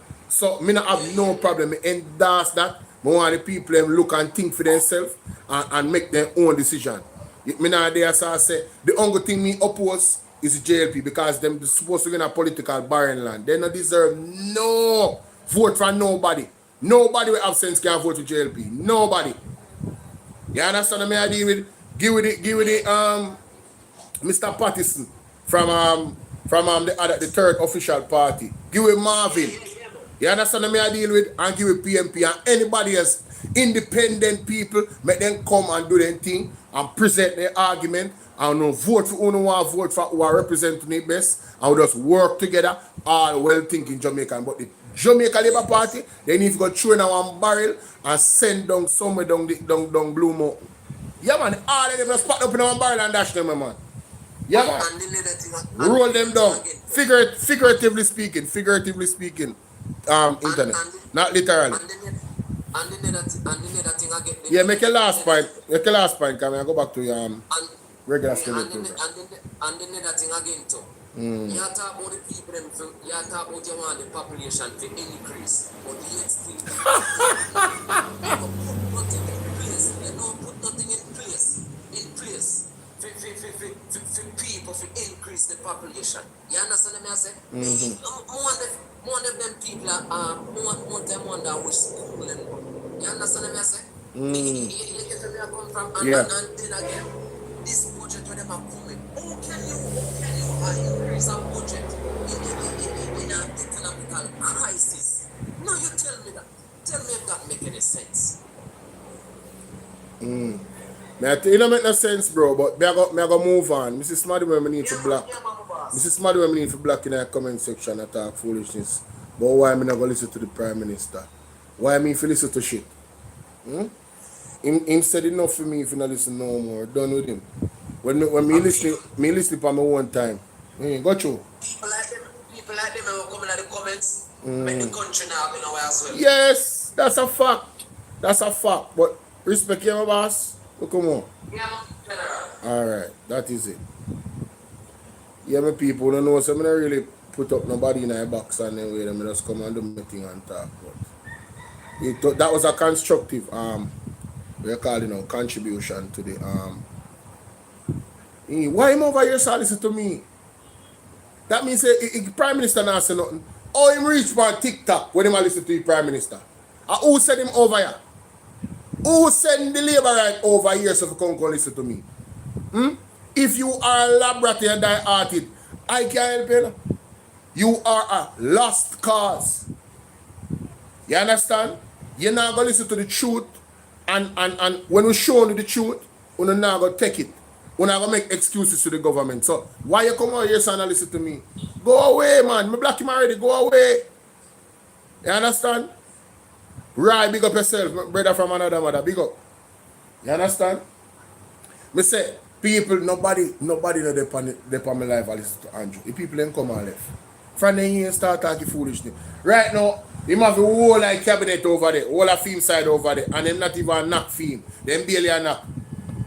Pinky! What's up, Pinky? Miss you, baby. How you doing? It's been a minute. Well, go on. What's up, baby? You alright? How's the family? How's everything? Hey, listen, Pinky Pink. We got memberships on this platform. So if you want to become a member, the option is there. The super chat is there as well. Everything on a normal YouTube platform that is what do you call it now? Monetized. The options are there. Alright, see that? I know you haven't been here a while, so I have to tell you. Zin, bless up yourself. Magati High School is not even fixed up, and the man said he spent $64 million.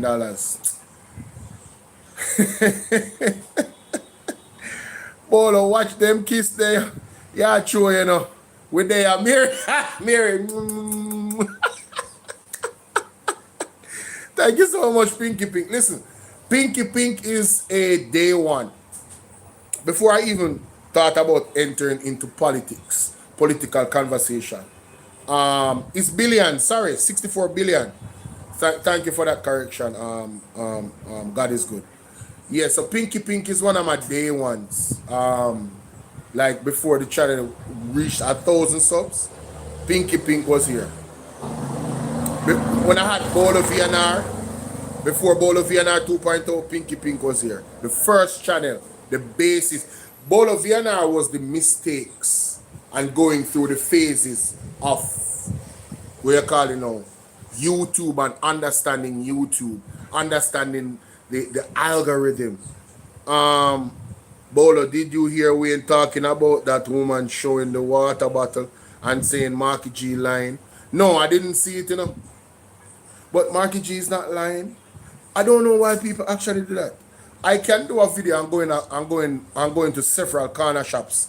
I'm going to several supermarkets and cash and show you the receipt for the water. Water is very expensive. It is a fact. Water is more expensive than fuel in Jamaica. Nobody is telling no lies. It is the truth. But this is what they do. They package lies so well and come out in defense of the government. And I'm telling you, these people are the weapon that is formed against this country. Let me see if I can catch that part with when Mr. Wayne Lonesome talk about. Hold on there. Mr. Wayne Lonesome, hold on.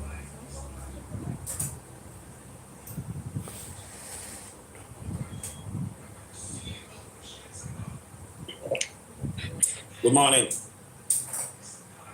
I mean, they are knock. And then we keep what? That's not enough. For market. Yeah. If you bite up on the road, then nobody will sell it for $100. Them that sell it for maybe $70 or $30. Yeah. Why if it is that? That's about full. And a pipe and a close full. Your job took when you go, man. Go away. When you people make them pipe, just go away. And that's the self out. Okay? Let me play out first. PMP come to the front of the line because you say PNP come to the front of the line. Now PNP says she attack to you know. Look what she done. Look what she go for. Look what she go for. Eh? You can't go for your sub dumps that 2 liter water. One bottle said $100. Two of them make 1 liter. It's $200 David and gas. You don't even know some of the airport are like $7 feet. How much is $7 US? Hey, Celine. Over $1,000. Celine, how much for a bottle of water? How much was it for a bottle of water in East Portland? At the corner shop. How much is it for it? Yeah. You have some places where you get it for $5. You have some places more. Some places where the same come What are they? So you mean say you say somebody said PBS is deleting comments supporting the, that is supporting when you send that the leader, the government is censoring the PBS comments. Oh my God, they are so sensitive. The dance man. Hear this. Wow. Yes. Oh no, wicked and lies. So they carry two $50 water coming at Parliament, $60 for one of this when I'm going to the supermarket. $60 for one of that when you go to the supermarket, the people are going up. I lie, Shatel. I don't know where she get that from, about $50. Them the days they done long time, lady. $50 for what? Listen, at a bar, one of them water there for $150. Some places $200. At a supermarket, you are gonna get it for $100. Mark Golding told no lies. Not one lie Mark Golding tell. Mark Golding is a man of integrity. But the truth I burn them Jamaica. Them hey, you see that speech from Mark Golding? Me not stop bring see, you know. We are say Edman. St. Thomas at 100 and 150 cachacha. Listen, that is the standard price for the little bottle of water them. You see the bigger bottle them, what me like to drink? You see them in a supermarket? You run up in a $200. And if you go a certain place, like a bar or stuff, you get one of them at $3 you look upon. Don't get it twisted. And certain brands are more expensive than others. Alright, I cool water probably cheapest. I cool water probably cheapest. Me a water expert, then can't chat to me. Me not drink pipe water. Me buy bottled water, expensive. That's why I want to top up the super chat, ladies and gentlemen. Life is getting expensive. But anyway, I top up the cash up too. What may I say? Me not drink pipe water, I cannot drink it. It make my head hurt me because of all of the things that them having in it. If I don't boil pipe water, I'm telling you, it not gonna normal. Thank you so much, Pinky Pink, for the lucky clover. See? I hope that starts the ball game now. Guys, you can turn up on the gifts and the super chat. But anyway, I cannot drink pipe water. It hurts my head. Yes, Lifespan is the best water. To me, that's my opinion as well. But guess what? Lifespan gets so expensive. Ladies and gentlemen, I have to revert to that brand here. You see, brand that look green, something like that. Yeah, man. I have to revert to this brand of water because it's a little bit cheaper. Not even want to raise up the price. Jesus, Father God, and they need to take down the price to, you know, Marky G said, they need to take down the consumption tax and the GD and the GCT upon the water if they really want people to live healthier. You understand? Yes, it's at the 876 Blue Mountain Spring. This water is very good. It has the right pH and it's also a little bit cheaper than the other brands. Yeah, I'm stopping. I can't drink it. It's not that I'm not bougie, you know. I cannot drink it. It literally affects my health. So I have to drink real alkaline water. You understand? So I'm a big guy. So you know, when you have one big truck, you have to make sure say well align on them something there. Yes. Where say a Portland then come from there now? Okay, I never knew that, you know. Then they Blue Mountain there right there, someone and they see me here. I see me right now, man. Everything there right there, so, you know. Portland there right there, so. Blue Mountain there right there, so. I see me here. But let me continue.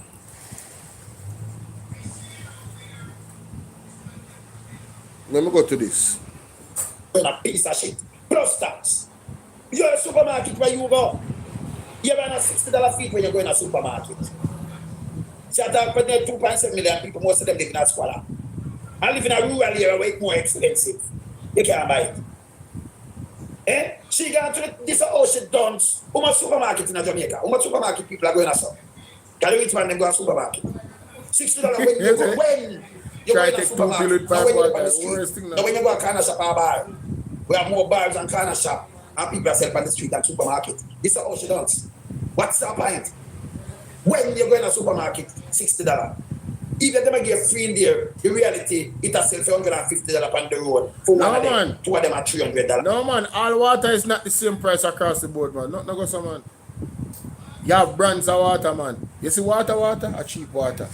I'm not drink it neither because it tastes like pipe water to me. That's me. Because my body is very sensitive to water. Certain the water them way have them thing they in them, yes, and in a purified and in a alkaline. Yeah. Hey, Jetline, my Andrew Holness look like him have dementia here. He look like him have one head sickness, like dementia. In a real life.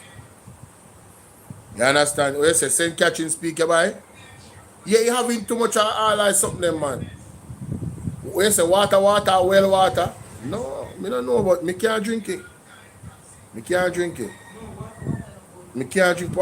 me I tell you that. Some place, some shops sell it for $100. So oh, them wicked and lie. Oh, you lie, that's the reality. That's how we want to sell for. Anyway, when them kids put and thing it there than that. It not sell cheap. In the airport, extra expensive. The same back you get it for $1,000 over. Lifespan is very good. But when they not stop, you saw them don't sell a PMP she attack, you know. Attack Mark Rolling and attack PMP when you come here. What an ourselves, you know, $60.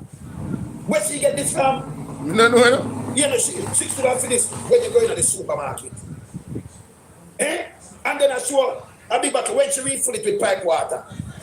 That pipe water, them refill them up put a filter, you know. Yeah? When we refill this, it's sells for $300. You're big and tons and full. That buckler sells for that money and more. Some place are $200 per road. Yeah? That is the reality. What you mean the man lie and PMP lie? You saw them don't. Look here, continue. You ever say so? Them sell it back on the road for $100, right? Then you fucking ass said. Them sell it back on the road. No, what are they? Wait.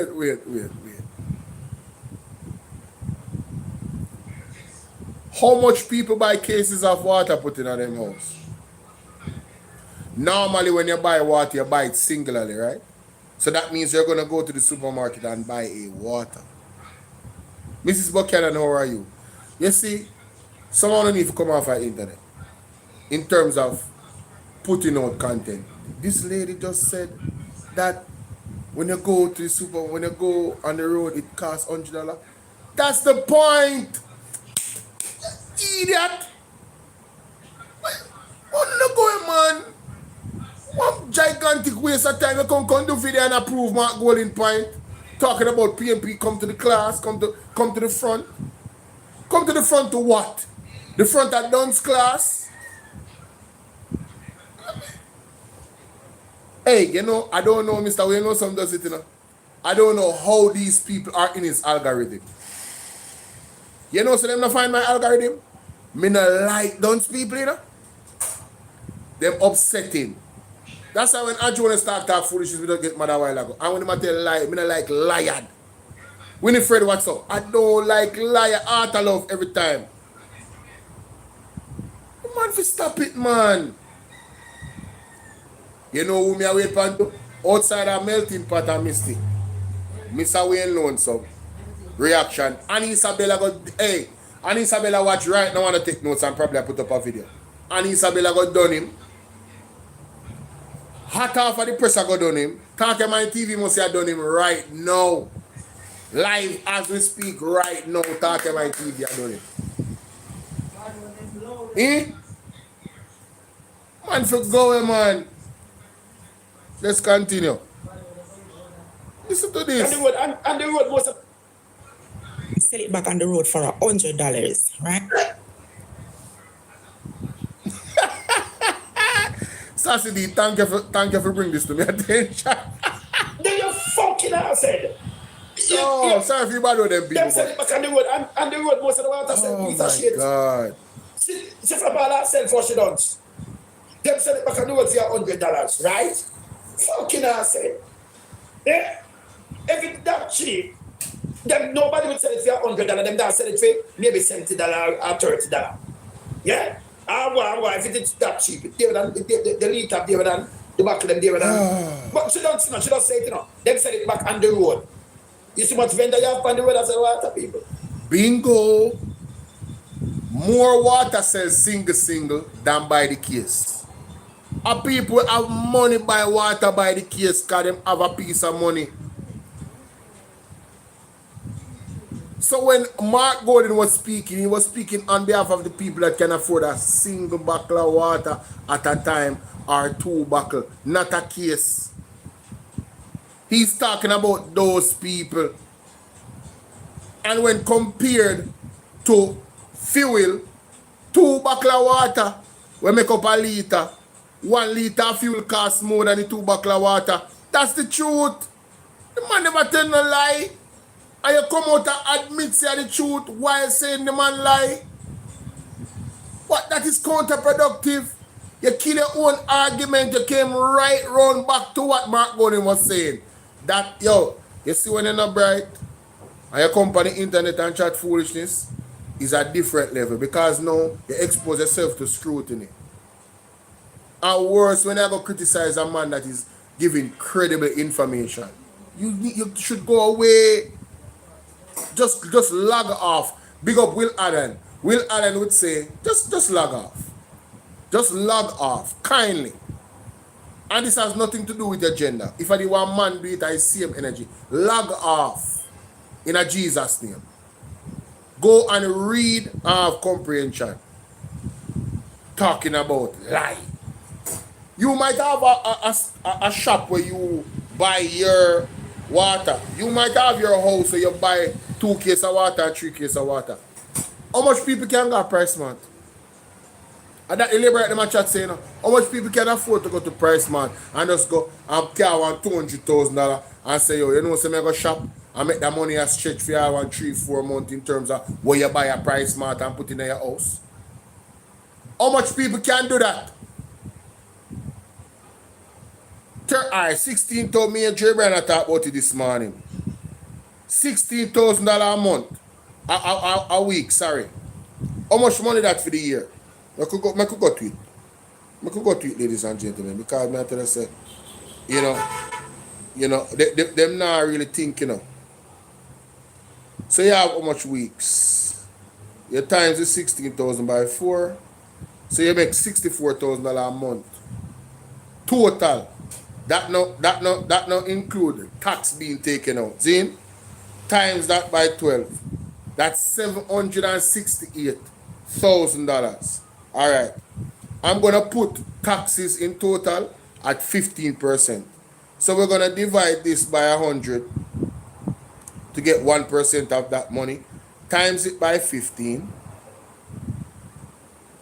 to get the 15%. So 768,000 minus by 115,000. 768,000. It leaves you with $652,000, ladies and gentlemen. So on average, every person that gets a minimum wage sees $652,000 for the entire year, not even $1 million. You know? 650. This person I'm gonna take up. Where am I gonna find the 100,000 from? Because say, all if you're in a partner, you have to pay rent, you have to pay light, you have to pay water. If you have cable, that's our next bill with the Wi-Fi.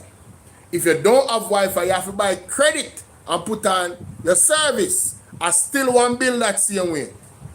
In all of these regular bills that you would pay, where do you find money to go to Price Mart to buy things by the case? Which part? It is not viable. So Mark Golden was looking at persons that are the most vulnerable financially and looking at their realities because he cares and he's saying to the government, do better for these people. You cannot give them more taxes. It's wickedness to do that. The hurricane just hit a while ago. We have the war in Iran. Fuel prices gone up. Everything is going up. We don't like and share the video, guys. We can't get to 50,000 likes today, you know. If I even that on TikTok, you know, we can't get to 50,000 likes today. Tap up the screen, man. If you any one of the, if you're on your mobile phone watching me, whether you're on YouTube or you're on TikTok, yeah, man. See there? What them say? I say go. Just do your finger like this on the screen. Yeah, man. Do that for me, man. Make we get to 50,000 likes.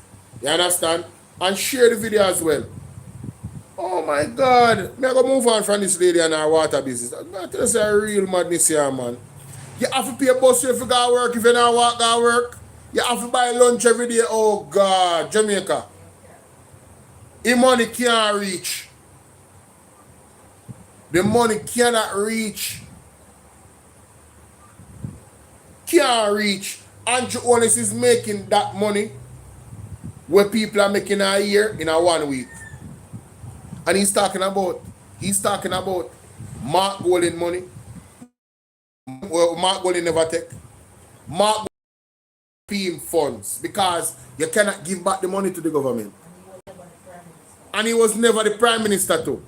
So I don't know why he's focusing on Mark Golding, talking about Mark Golding made more than the prime minister.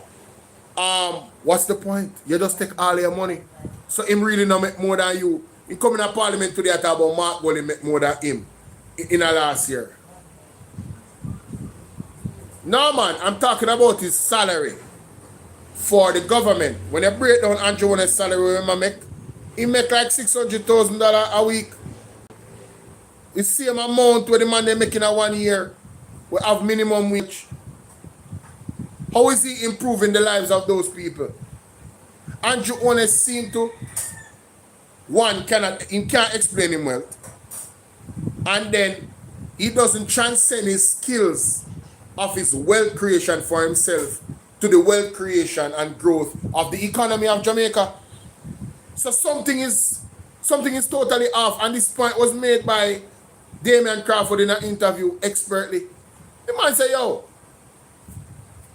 the man didn't even, oh, him so lucky. Him got all in crash. Him not losing money.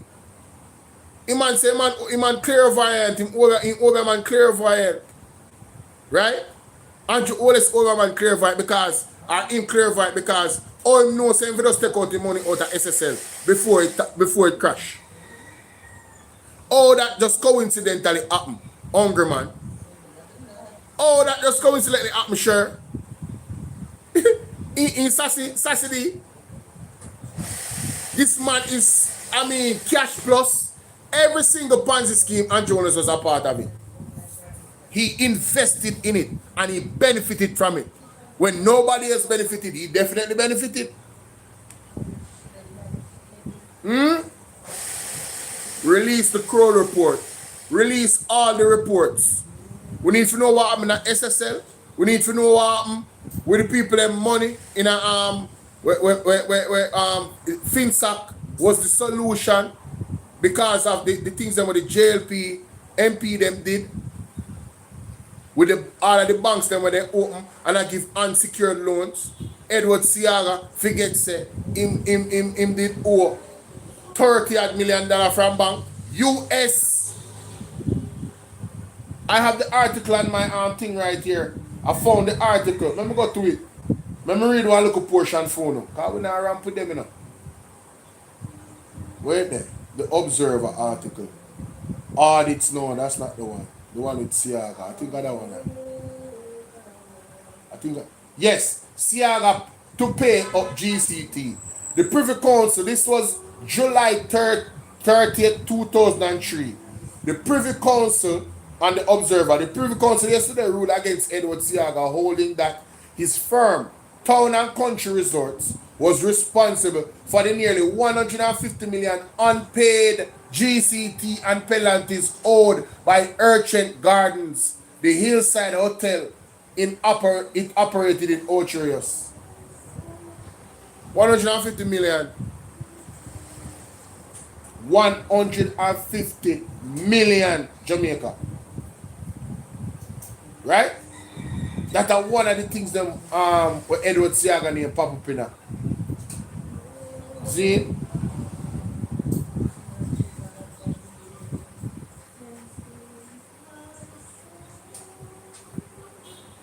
And then, why am I tell you? Let's move on here, man. Man, them too lie, brother.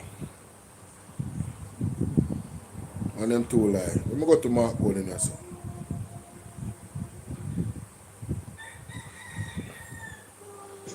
The Prime Minister did not even hint at, much less disclose, the massive. The Prime Minister did not even hint at, much less disclose, his intention to take the massive salary increase that he claimed he had given up when the heat reached him after Nigel Clark announced the massive salary increase on May 16th, 2023. Not a peep out of him in the election campaign. Can you imagine that in February this year, a month or so ago, we suddenly learned that effective from payday last September 2025, right after the election, the Prime Minister would be receiving his big salary after all. Madam Speaker, that is the latest chop. That is a real brogard move. It was a shameful deception, not worthy of the high office that you hold. Where's the lie? Where's the lie? Andrew Holness come up and make big speech. Talking of Elaine, how you doing? Yeah, water there than gas. The money can't go no more, Doreen. TikTok active though, Winifred say, me have neighbors here and it's only one way, not buy AI, we buy one case, a small cool water. Listen, I don't want to start describe the water them, but enough of them water there I don't drink, you know. I need alkaline water. Enough of them are not alkaline water. It's not just water. It's not just drinking water. If you want healthy water, alkaline water, you can't buy some of them water here. Where you say the people them get soaked in a salt, pickle you know. Hey, me say, Anthony, it not normal, my friend. It not normal. Yes, Sassy. Yes, my darling. Alright, so him say what? I cool in a Blue Mountain and she still come buy water. She can't keep up. She have $28,000 for rent and light bill and internet. Mighty God. That are the other thing too. The housing market has been the housing market has been accelerated. All right, so how the housing market work? One thing that affects the housing market is the cost of living. So I can talk from personal experience about this. Because the cost of living is going up. What the individuals that own houses do is want to raise them rent because them rent is something to supplement them own day-to-day life because they are entrepreneurs. It makes sense for them to do that. Yes? And even my friend that I helped the other day to move is a similar situation. The house is in a dilapidated state, needs repairs, but what persons do that own houses in Jamaica oftentimes is that one, what I think they do is that they don't factor in money to take out of the rent money to deal with the maintenance of the property. You understand what I'm saying? Yeah, so. And the other thing, they probably need to do contractual renting.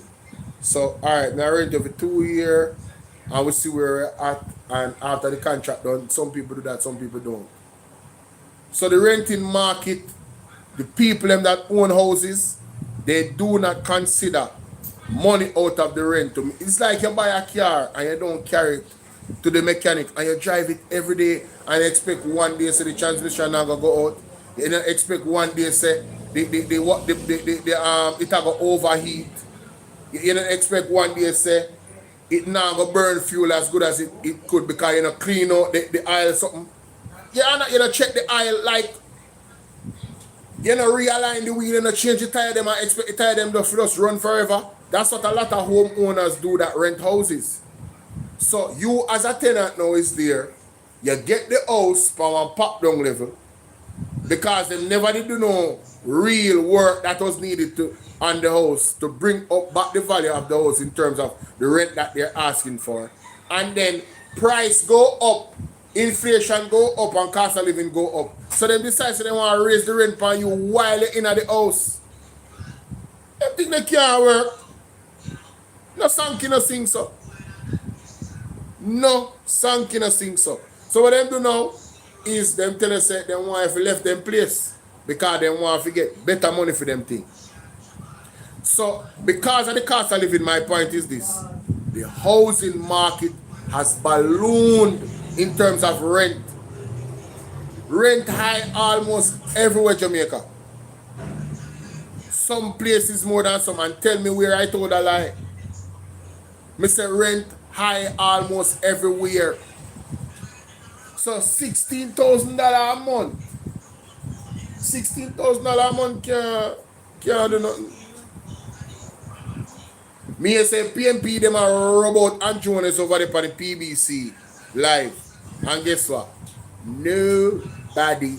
Them are black the people. Them are black the comments them from the people them we are robot Andrew. Andrew have his own personal team of protection. You know how much time you see in somebody nasty. Me I talk about it specifically nasty labor right them. I talk about Mark Gold in a worst way over on the website and nobody no block them. Nobody no block them. PBC website man, the government website man. Nobody no block them. Dorothy, what's up? But no, them are black people over there. Now people that are running, no must government people that are running the website them. So now I protect Andrew.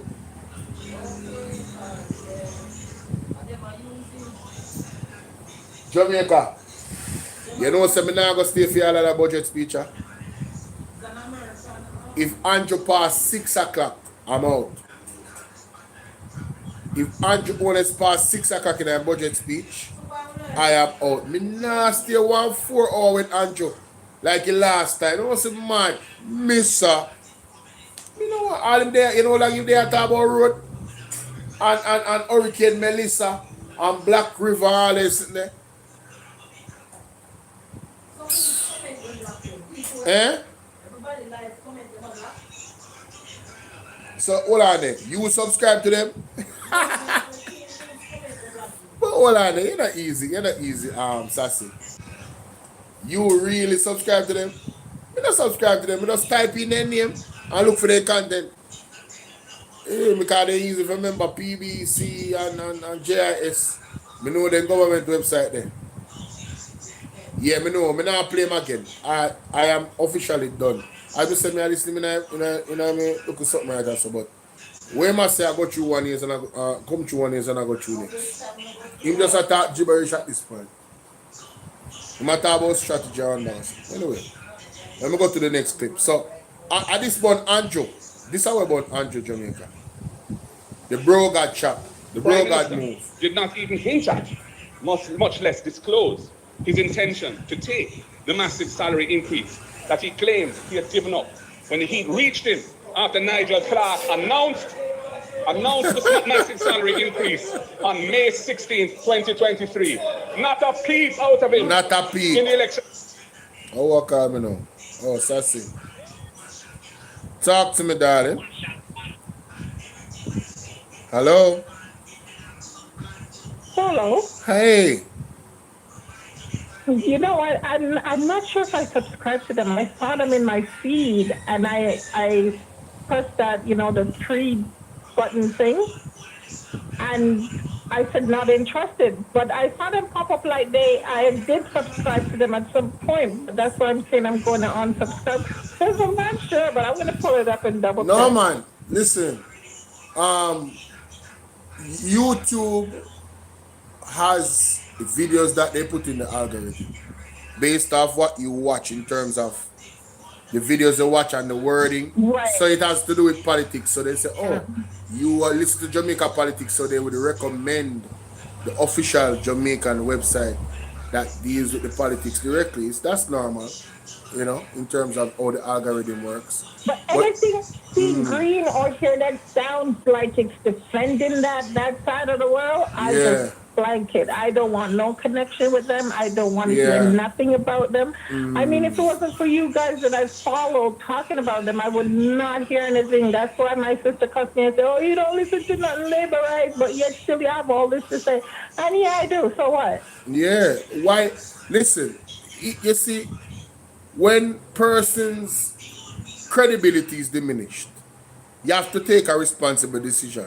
That's my philosophy. Sit down and follow proof. When you just lie, I teach you like you're stupid. Yeah, like I am in a relationship with a girl, and from the get-go, she's just looking to take my money and cheat on me. Why would I continue the relationship? Why would I see her anymore? That's crazy. That's crazy. That's what the JLP does. What you say? Huh? No, I'm not for that. I'm not for none of that crap, and I'm not going to sit there and punish myself listening to labor rights. They make no sense.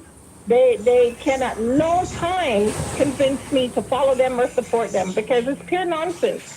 And at some point, people have to realize that these people don't make sense, and they are feeding you crap. You can't have a man come out saying all the things he's saying, and I'm making us feel, I think, that we're dumb. Like, why? This is past punishment, and I don't know how much longer Jamaica is going to sit there like that. I'm losing it. I can't take him, and I can't take the labor rights. When you're sitting there in the house counting on that for what? What are you supporting? Exactly. Cause right now, he might present promises, you know. Right now, I present elaborate promises. But then when they look back on the commitments they may make, like let's give an example. He said that he would bring down electricity. That has not happened. Electricity has gone up every single year. Every single year. Come together or is now happening. Nothing. So how are you constantly following him and supporting him? The man lies to him and has been known. The man is pathologically mendacious. I don't know how people. I don't get it, Bolo. I'm not getting you Jamaican people right now, you know. I'm not getting it. Because how you know this man is wearing it in your face, he's constantly just coming out repeating and not doing nothing. And then still the support. And what kind of idiot thing are going on Jamaica? Boy, I don't know. You remember the man Stick Sensation said there's something in my bedroom? What that? I don't know. Like something weird is happening. What I'm saying in bedroom? You know, you're the man called me Stick Sensation at the time. No, you have to tell me sometime I miss some of my stuff, them, mama. No, because you play the man. The same man that was talking about make the algorithm go up by calling him, by letting him know that he's uncertified. Don't you remember? Oh, when the man was exposing some dark things about him in terms of spirituality. Right. And the man the thing is in his bedroom and in his office. Yes. You remember? He has them in two powerful places. Mark Stewart. So that's why I feel saying I go mad. Because all you see have that in your bedroom where you're sleeping that over your wife. I don't know what I can. But Mark Stewart also revealed last year the stuff that are in his office, some dangerous artifacts in terms of worshipping other gods. I remember that. Andrew Holness, he says he's using Mark Stewart said he's using it to control and lock down the country spiritually. So the people them don't rise up against him and just take all of the foolishness them are going with. But thank God that now control me now. Them spirituals they now control me. One of his video pop up saying that the Chinese are paying off the man them down there to kill off their own black man so that they can start a takeover. Mark Stewart said it, you know. Say that again? Huh? Say that again? Mark Stewart. Yeah. Right? He said that the Chinese are paying off the black guys them down there to kill off their own black guys. What? So that they can get rid of much black guys and the businessmen them out of Jamaica because they're doing a takeover. God. That is a huge revelation. Yeah, Whoa. he said it. I watched a video this morning. I can find it and send it to you and timestamp it. Yeah, man, that would be nice. And when anytime you see those type of things, you watch them over, you know, you can do the same. Just timestamp it. You don't have to do it now. All right, I'll look for it later. All right. Thank you, darling. I appreciate you. No problem. All right. Wow, that's interesting. Moving on to the next clip of Mr. Golding, budget presentation. Make we listen to something sensible, ladies and gentlemen. Madam Speaker, thousands of Jamaicans are trapped in a cycle of debt, which prevents them from moving forward. They owe property taxes, they owe traffic tickets, they owe water bills, they owe student loans. Interest and penalties have often grown larger than the original debt, and they cannot see a way out. Providing a genuine second chance to these Jamaicans so that they can start over again is a powerful way to build back better than before. Yes. We should offer them a second chance for a clean slate. We would give people some room to restart and recover. Yes. We would forgive outstanding interest and penalties owed to the government on these debts. And we would provide a moratorium payment for the repayment of principal. This is an investment in economic... What does that mean, Jamaica? Provide a moratorium for principal. What's up, Simple Pebbles? What's up, my darling? How are you? Hold on it. Somebody has passed some music. So what it means to provide a moratorium for principal and debt is that when you borrow money, you pay interest rate. The principal is the amount of money you borrow. Right? So what Mr. Golden is suggesting is, don't worry about the interest. Just pay back exactly what you own, and we're going to give you time to pay back. We're going to give you the time to pay back that exactly what you own. The other part of it is you're not going to be, what do you call it now? Hey, you know what I want PMP do? You see when Andrew done this presentation, I want them to do a rebuttal in a press conference. People's National Party members, if you're not listening to me, somebody tag Mark Golding or any one of them, Julian Robinson, me know say right now, the genius sit down right now. Because the last time when Andrew was coming to a 5-hour speech, and the member said, the man Crawford debunk all I lie them when he matter. Who remember me play it what they are? Who remember say that man debunk all of the lie them where Andrew Holness tell? Yes, man. More want them do a similar thing. Maybe they don't get to do it in the Parliament, in the Senate. If they do, that's good. I'll be watching. But I think they should do it before Tuesday. I think they should do it before Tuesday. Yeah, man. I think they should do it before Tuesday, Jamaica. I want to think about that. I think they have to do it before Tuesday. But this what he said right here about a clean slate is going to open up the market for and give people hope and revitalize the economy when they give them a clean slate. They do it for billionaires all the time, you know. When people have big businesses and them file for bankruptcy, it's like giving them a clean slate, you know. Yes, all the time they get forgiveness. So why them can't give poor people them the same?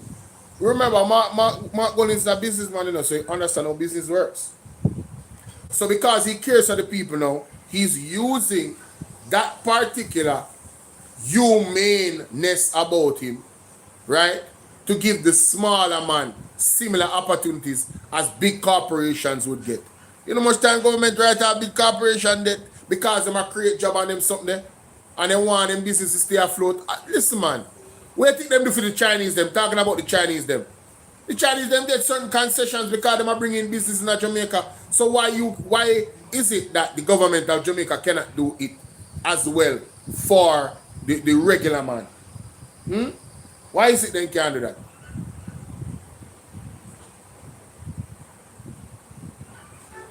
Madam Speaker, thousands of Jamaicans are trapped in a cycle of debt, which prevents them from moving forward. They owe property taxes, they owe traffic tickets, they owe water bills, they owe student loans. Interest and penalties have often grown larger than the original debt, and they cannot see a way out. Providing a genuine second chance to these Jamaicans so that they can start over again is a powerful way to build back better than before. We should offer them a second chance for a clean slate. We would give people some room to restart and recover. We would forgive outstanding interest and penalties owed to the government on these debts. And we would... So not only interest, but penalties. He would forgive them. Provide a moratorium payment for the repayment of principal. This is an investment in economic activity. When people are freed from the weight of unpayable debt, they can start to build back their lives. Yes. Most often, they benefit from learning where they went wrong before and avoiding repeating those past mistakes. You won't get 100% improvement, but in any good idea, if you're getting majority benefits, and that's worth doing. Many will start businesses. Some will buy homes. They will contribute to the economy. Madam Speaker, clean slate is not just compassionate. It is economically sound. Yes. It is another building back. It's another building block in the foundation of building back better than before. I tell him, man. There's just, I'm glad what he did. You guys can go to Mark Golding's page. He broke up his speech into very small sections because there was so much powerful plans that was delivered. A clean slate, ladies and gentlemen. Yeah, man, only hit up the like button. Thank you for those on YouTube doing that, right? A clean slate. Forgiving those loans and taking off the the penalties them and the interest rates and making the people them pay just the principal amount that they need. Me respect that. Madam Speaker, I want to say a little bit about the draining of the National Housing Trust. This year, we celebrate the 50th anniversary of the establishment of the National Housing Trust.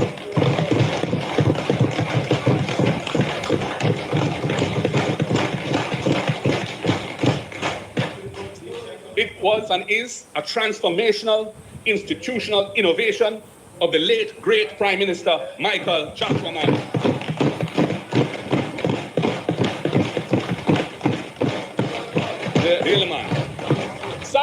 Sadly, the budget for the coming fiscal year 26-27 again includes non-tax revenue of 11.4 billion Jamaican dollars in the form of a transfer of resources out of the National Housing Trust to the government's coffers to pay its housekeeping expenses. Rotted. We must recall that this was originally introduced in 2013 as a temporary 4-year measure ending in 2017. It was written into the law as a 4-year measure. It was necessary at that time because we were at the height of Jamaica's debt crisis, when Jamaica was required to achieve primary surplus targets of 7.5% of GDP each year to turn the economy onto a path of debt 60% where it is now. Sustainability. Remember at that time the debt was not at 140%, not 60% where it is now. And that was necessary. And it achieved that, and I must tell you, I was in cabinet at the time. We were all very concerned about it.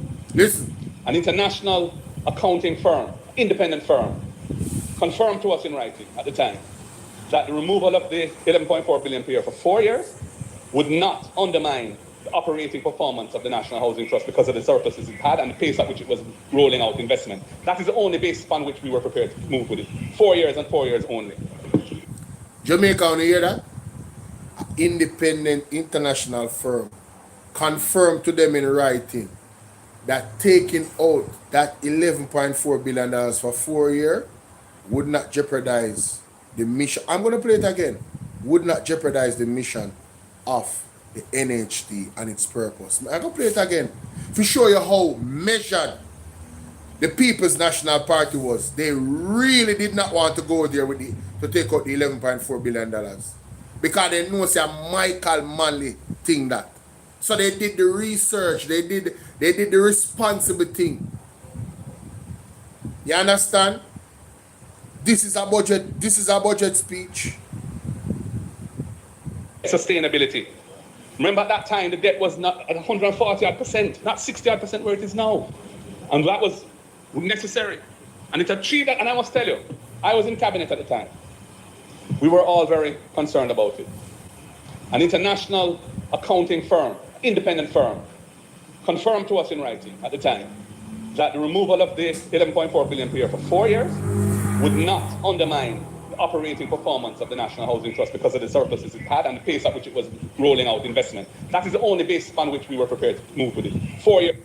So the People's National Party did not intend to undermine the operations of the NHT. And the firm confirmed to them in writing that taking the $11.4 billion, them do the maths, Jamaica, them do the audit, taking the $11.4 billion for 4 years only, not 5 years, not 6 years, not 7, 8, 9, 10, 11, 12, 4 years only would not jeopardize the operations of the NHT. So guess what has happened now? The NHT operations has significantly been jeopardized by Andrew Holness and in government stealing with NHT contribution to fund the budget. Hashtag stop thief. No excuses, Jamaica. No excuses. Since as they're fiscally prudent and them are the best thing since sliced bread, why them never stop, take out the money from the NHT and fund the budget and grow the economy? And they haven't even grown the economy with putting in the $11.4 billion. Them is such a damn failure and a disgrace. They have not advanced the livelihood of the regular man here in Jamaica. All them do advance them own a pocket. Sure. Pick up the PMP. I tell them, man. Prepared to move with it. 4 years and 4 years only. And it achieved the objective. And Jamaica was able to discontinue the borrowing relationship with the IMF in 2017 at the end of our program. Despite those circumstances, the then opposition vehemently criticized it at the time. Vehemently. They even likened it to bank robbery. Yes. And the leader of that party, Andrew Holness, yes, now the Prime Minister, yes, said he would never let that happen. Yes. He said he would ring fence yes, the National Housing Trust to prevent its resources yes, from being taken by the government. Yes. And he committed to reversing it should he become Prime Minister. Well, he became Prime Minister in 2016, and they have proceeded to amend the law twice to extend it by a further 8 years. And in the throne speech last month, them said they're going to take it for 5 more years again. Oh my God, his words were utterly false. Utterly false. Utterly false. Andrew Holness get exposed, Jamaica. Under yes. his watch, as Minister with responsibility for NHT, because NHT falls under him. This government has passed legislation twice to extend that extraction of resources each year for 10 years while they've been in office. In fact, since they came to power in 2016, they have withdrawn $114 billion from the NHT as non-tax revenue. $114 billion has been extracted by the NHT since them coming to power, which was not necessary. Wow. And this continued over that period, despite Jamaica needing to increase the construction of affordable houses by 15,000 per year to satisfy the unmet demand. And despite Jamaica having left the IMF borrowing program in 2017, they have no excuse for it. No excuse. Now the government, as I've said in the throne speech, has announced that it's going to extend this again for 5 more years. That means that they're going to reduce the financial base of the NHT by a further $57 billion over the next 5 years. At a time when Jamaica's housing stock in western parishes has been decimated by Melissa, these resources should be deployed by the NHT.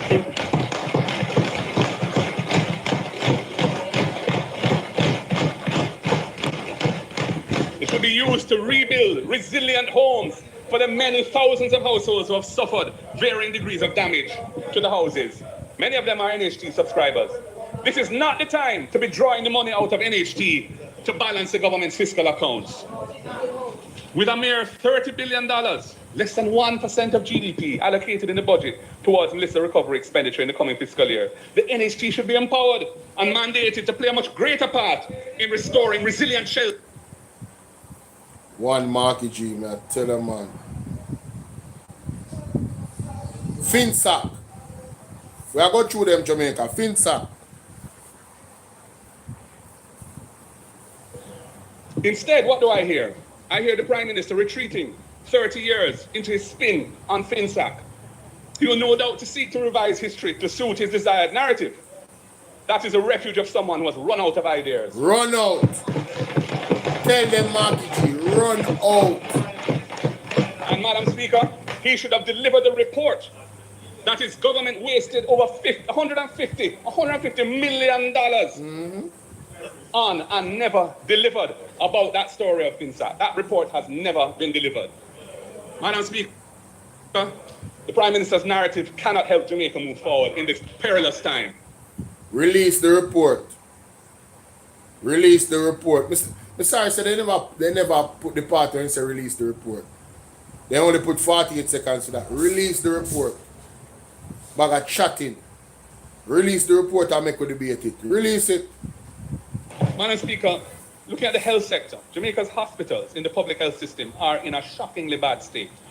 Corridors are filled with patients. Vital equipment either doesn't exist or is not in good working order. The staff are doing the work of 3 people each with the resources of 1. The crisis in our public health system has now been compounded by the decision of this government to terminate the Cuban arrangement.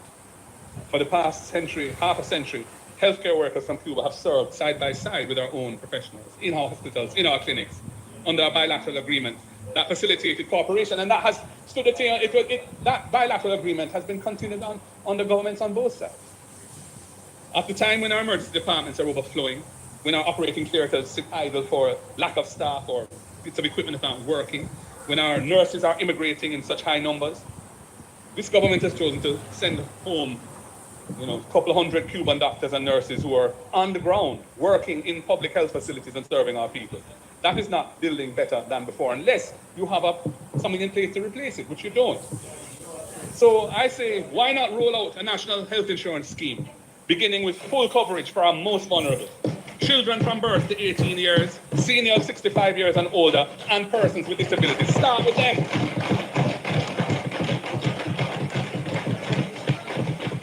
This expansion of coverage. Man are for the people. Joanne Sinclair, how you doing? The man is for the people, you know, man. You see how the man I look out for? The most vulnerable. And after Hurricane Melissa, you would think that the government would focus on the most vulnerable and highlight, why man, oh yeah, man. Should be a cornerstone of building back better than before. If it can't be done in this fiscal year, then do it in next. But get started. Get started. There's a lot of work to do it. Yes. We heard about some task force being tasked with developing the proposal. That's years ago, and not a word since. So much talk and so little action. Yes. You, Madam Speaker, you guys, your side, should prioritize functioning diagnostic services in every public hospital. Yes. Functioning. CT scan everywhere. No patient should have to wait for an ambulance to transport them elsewhere No. for a CT scan. No parish should lack basic radiology capacity. We would ensure that every parish hospital has diagnostic equipment that is working, maintained properly, and staffed adequately. That is what a modern health system looks like, and that is building back better than before. Right. And we have this corner regional debacle. My going God. into its umpteenth year. I don't know how many years since that project started with a $2 billion budget. 20-odd billion, we don't even know the current numbers, and it can't finish. Now they talk about some dome as a stopgap measure. Well, yeah, great, but finish the project, man. We need proper accountability. Somebody should be held responsible for the mother of all overruns. Yes, mother of all overruns. Crazy money they must save for now. Madam Speaker, prevention is better than cure. And prevention requires accessible primary care. You should bring healthcare closer to the people who need it most. We will be upgrading community clinics, extending opening hours and installing better equipment. That is building back better than before.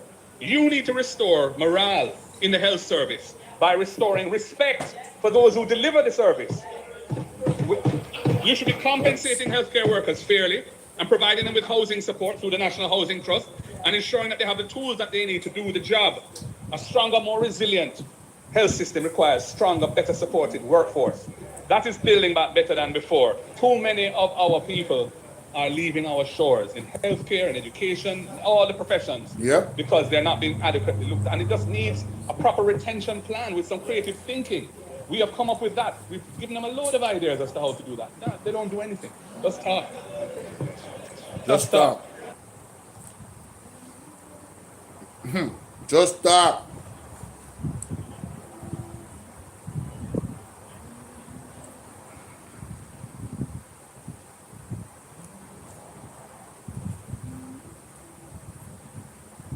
Sorry. I just got the link to the timestamp.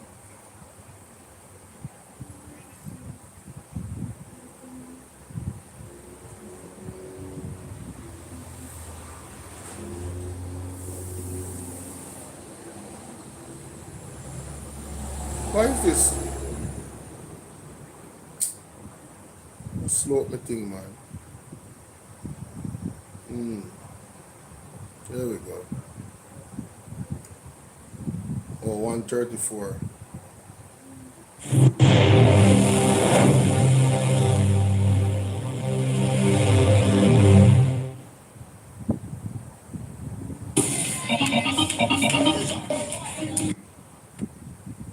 Where's it? Elect to wipe out. Bam, bam, bam.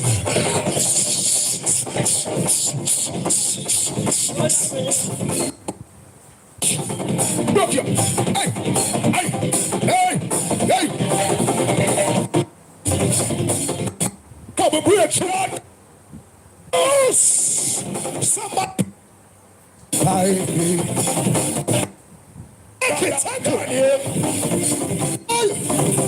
Yes, sir. Yes, sir. Oh, yes.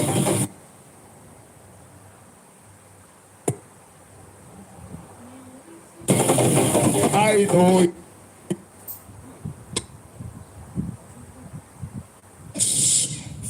The Bible said,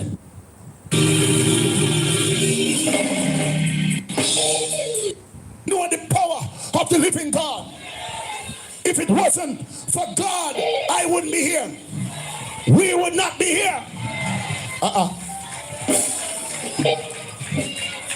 Yeah? But because we become proud, high-minded, treacherous, ungrateful. Why, Saturday? I don't understand that timestamp the way you give it. This was 2 years ago, but it not giving me a proper timestamping. So I'm going to move on. Thank you so much for joining us for this edition of All Angles. I'm Dionne Jax-Miller. So we are in the middle of the budget debate. So we have with us the opposition leader, Mark Golding, as well as the opposition spokesperson on finance, Julian Robinson. Both have made their presentations in the budget debate. And before you all ask, we've already extended our invitation to both the finance minister and the prime minister as well. Thank you so much for coming in. We appreciate it. Thank you for having us. Before I get into the specifics of your presentation, there was a point made in a discussion I had with Clyde Williams yesterday on radio. And he was saying that the whole process he thinks needs to be revamped, to be more participatory. And I was wondering your thoughts of both of you on that. Perhaps you first, Mr. Golding. The budget process. Yes. So in other words, he was saying people need to be able to have an input into the actual proposals as well as the budget before it's presented as a fait accompli. Well, the budget call, which is what is sent out by finance to the ministries, I think takes place in October or that time of year. So that's when the process of compiling the budget really gets going. I agree that there should be more broad input, if possible, into it, especially on the issue of priorities, because I think that's where the public would probably have most value to add as to what they think resources ought to really be focused on doing. But it's a very technical and time-consuming thing. So the necessary procedures to make that happen don't really exist. It has been said that in the constituency debate that we have in the House prior to the budget process, that is supposed to evoke ideas for things that should be dealt with in the budget. But in practice, I don't think that really happens. So he has a fair point. I mean, deepening the democracy would involve finding ways in which the public can weigh in on what their areas of concern or what their priorities would be. But as it stands now, it's really driven by technocrats. It's all about balancing the budget and finding ways to fund gaps and that kind of thing. What I would say, I remember when I was last in government, we started an open budget process where citizens, we could break down the budget in a very simple, practical way. I believe it continued, but I'm not sure if it still exists right now. It's very technical. I think the jargon would probably lose most people, but I believe it can be broken down in a simple way that people can understand and participate. But right now, I don't think there is a lot of opportunity. The constituency debates don't influence what happens in the final analysis. I mean, the way the budget is structured, the Minister of Finance always has the closing where presumably you could take into account contributions made by the opposition and input from the business sector, etc., and make adjustments at the closing. In my experience, it is rarely done that you see major changes. Right. You may see some minor, but not major. So I would agree with Clyde that there is an opportunity to have more citizens' participation in the process. Because right now it almost seems like we're not talking to one another. Not sure.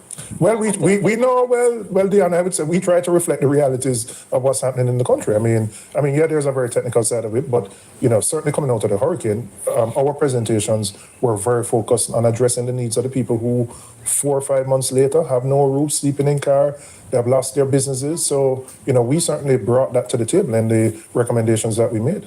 And I wouldn't say we're speaking just to those who are present in the House. One is aware that it's a national event, the budget debate, and one is speaking to the nation.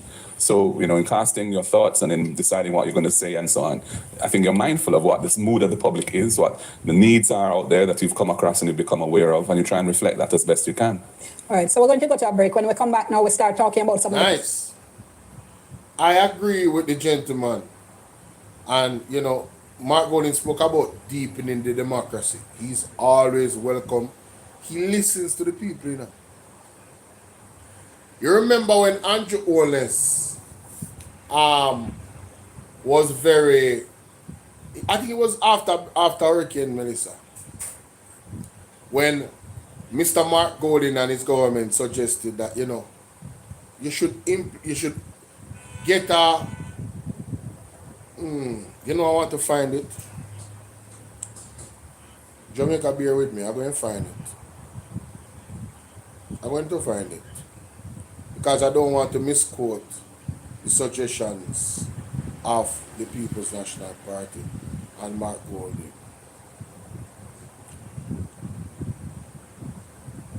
Alright? Let me go down. There was a press conference where he spoke in regards to responding to Hurricane Melissa and how we would need to respond.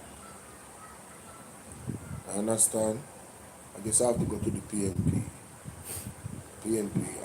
live stream. Yeah.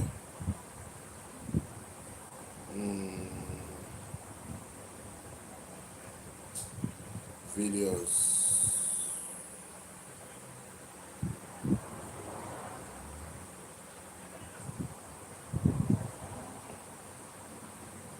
Give me a second now, people. This man over here saw make elaborate promises about new hospital, Kingston Public Hospital.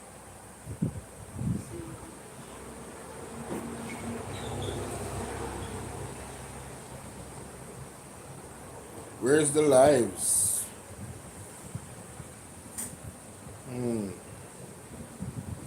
Oh, you'll find the live stream then pan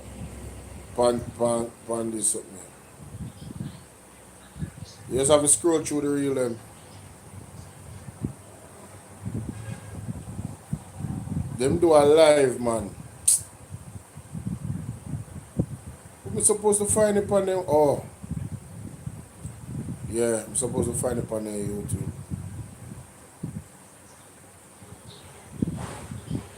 Press conference. They did a press conference. PMP press conference. Live support.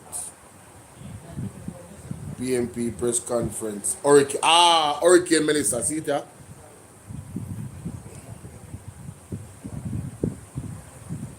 The distribution into a man-made disaster. Coordination and accountability. yet confirmed that, though the media has been suggesting that it's a done deal. I hope it is, but we wait. Is unprecedented. With Television Jamaica and Radio Jamaica 94 FM. I have two questions, and this goes out to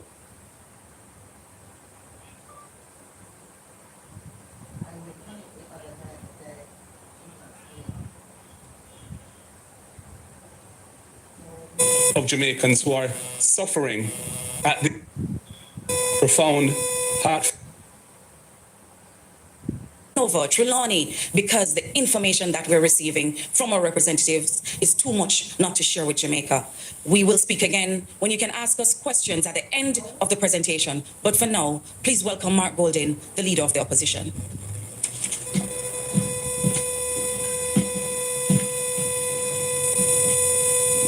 Thank you very much. Good afternoon, Jamaica. Good afternoon, members of the media and all listeners. I want to begin by expressing my profound, heartfelt condolences to the families and friends of those who have lost their lives in this tragic hurricane or its aftermath.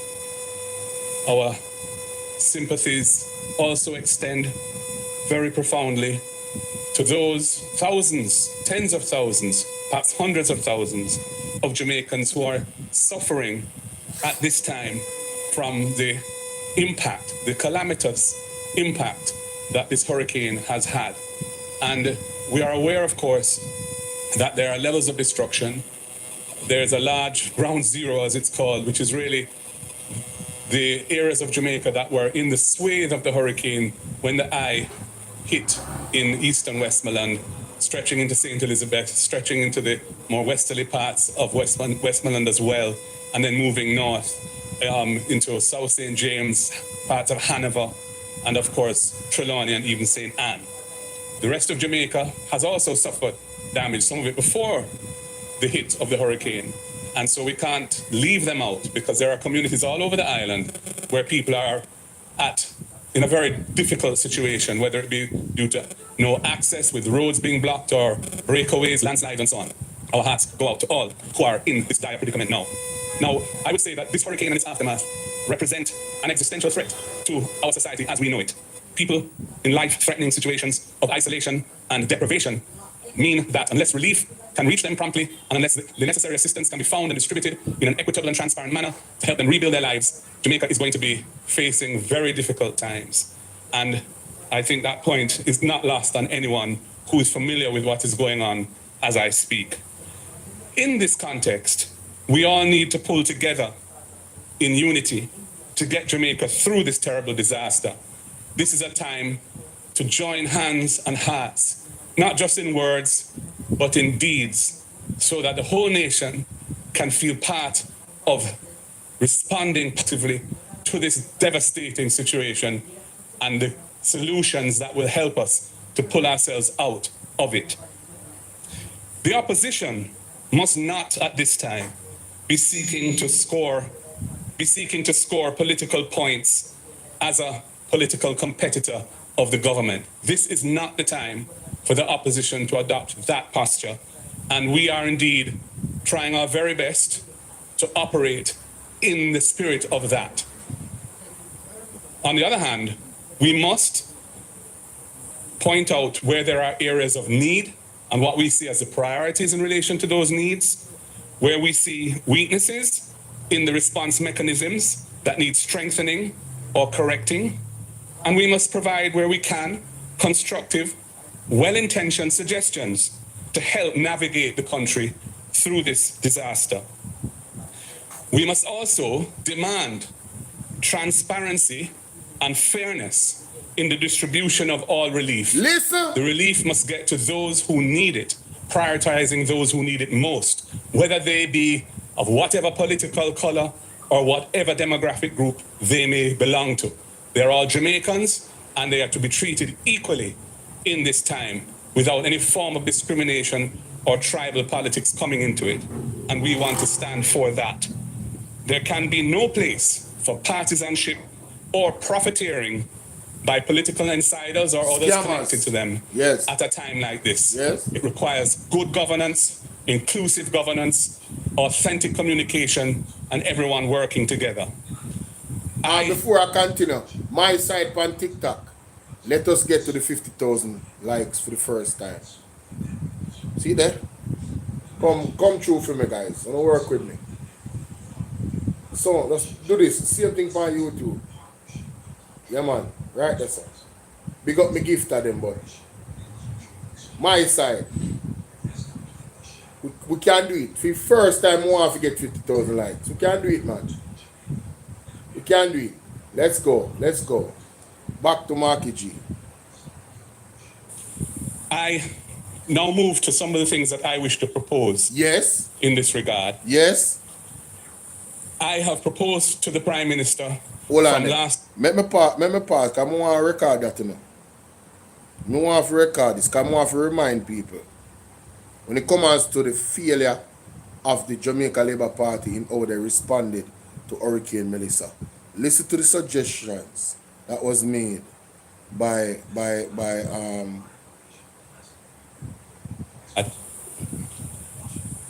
I have proposed to the Prime Minister from last week, Wednesday, that he should establish and everyone working together. Mm-hmm. I What's up, now Sophia? move to some of the things that I wish to propose in this regard. Yes.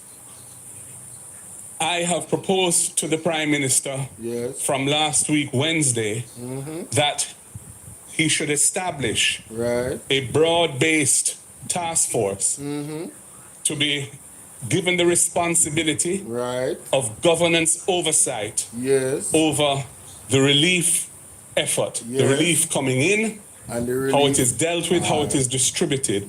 Not to manage that process on a day-to-day basis, but to provide oversight to those who are managing it. So there's some accountability for how it's done, and that accountability is being held by a broad-based group that can enjoy the support and confidence of the whole society, especially those who are suffering terribly now and no doubt fear that they may not be treated fairly or they may be ignored or overlooked in the response of the state to the crisis. I also think there needs to be a clear command structure for the actual day-to-day management of the response to the relief. And that should be led, in my opinion, by professionals in disaster management, not by politicians who do not know the ins and outs of responding to a disaster of this magnitude. And we should not be shy of seeking international support and help from persons who have career expertise and experience in this regard. Thirdly, we're going to need a Marshall Plan, a well-funded, broad-based plan for the rebuilding and reconstruction of large swathes of Jamaica which have been ravaged by this hurricane. That plan cannot be developed today, but it is vital that we prepare such a plan and that it have the inputs of persons who have the necessary skills and experience and knowledge to design a comprehensive, workable plan that can be executed efficiently and that can have the confidence of our international partners we are going to rely on heavily to provide the financial support for this.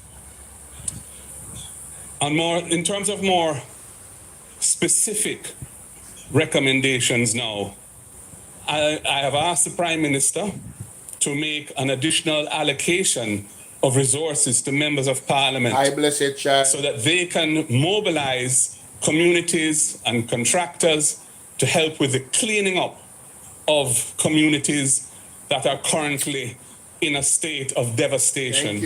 Clearing roads where necessary, cutting trees and the like.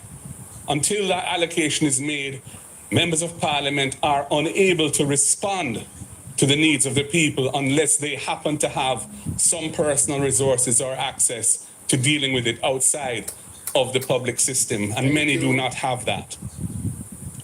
I would also say that the process of engaging contractors to do that kind of work should be simplified and made easy for members of parliament, especially in those areas where there's very limited connectivity and where following the normal bureaucratic processes that are required would be very challenging or impossible for members of parliament.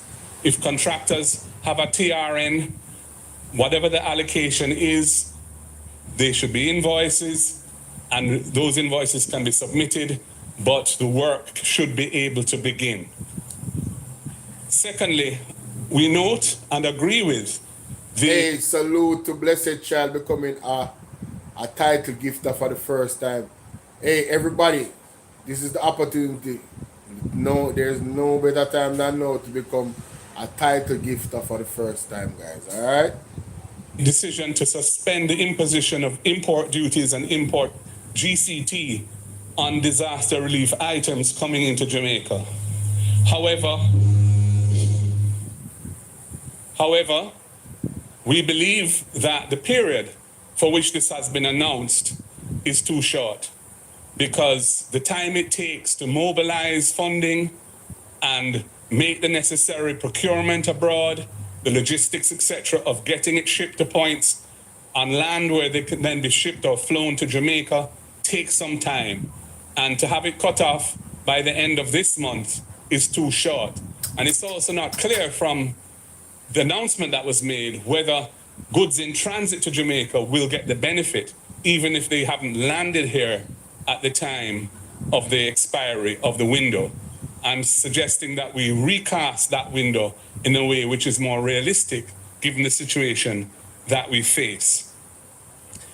I also think we need an evacuation plan urgently for persons who are without shelter.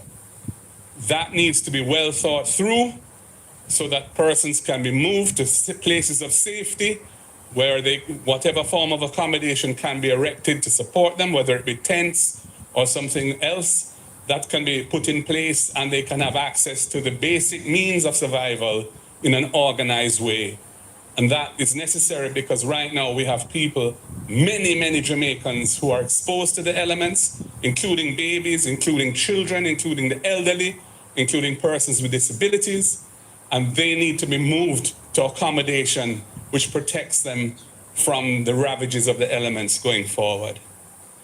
Those are my thoughts, and I'm now going to hand over to the next MP who is going to address more specific concerns in their particular constituency. I thank you.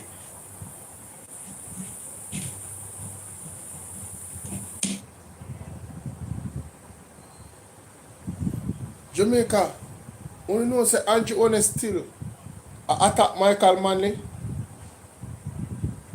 The man just chat on bag of shit a while ago. No.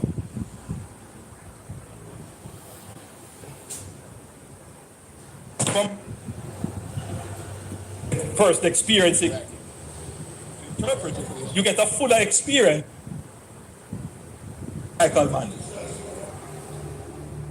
You're listening. When they destroy the roads. Yes. Madam Speaker, it is a great pain to me to drive on some of our very important urban roads, arterial roads, and you see the wanton spillage of concrete. And it's as if they do it with impunity. Well, I am putting all of those persons who are spilling concrete on our roads on notice. When the NARA is established, you will be prosecuted. The One Road Authority. Forget, you're listening. The One Road Authority. Because that entity will also have the power to So him say when the NARA, but on a NARA, somebody from the PMP have to tell him, say, no, you mean this authority. You can't walk in a Michael Manley shoe, but listen to this. Secure.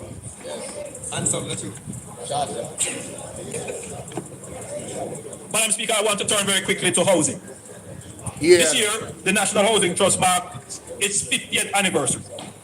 The NHT has stood as one of the most enduring and consequential institutions in Jamaica's development architecture, a testament to the vision of former Prime Minister Michael Mann.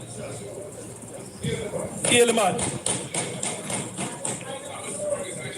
Well, look here, the hypocrite them over there. Once Madia beat the bench. And them a say, hail the man. Them is so disgusting. As some germs, them, you know. Them a say, hail the man in a such a hypocritical way. Once Madia knock the bench. Eh? As I said, he did some good things, but we should also note, because you know the member from St. Andrew Southwest, Southeast, saying, well, if you're going to talk about history, you must talk about it completely. You must give the full story. Right. So the full story of the NHT is that, of course, the idea to create the NHT was that of Michael Mann. But the NHT was, as you would know, no, I was there. Of course I was. No, but history is not for the people who live it, it's for the people who read it.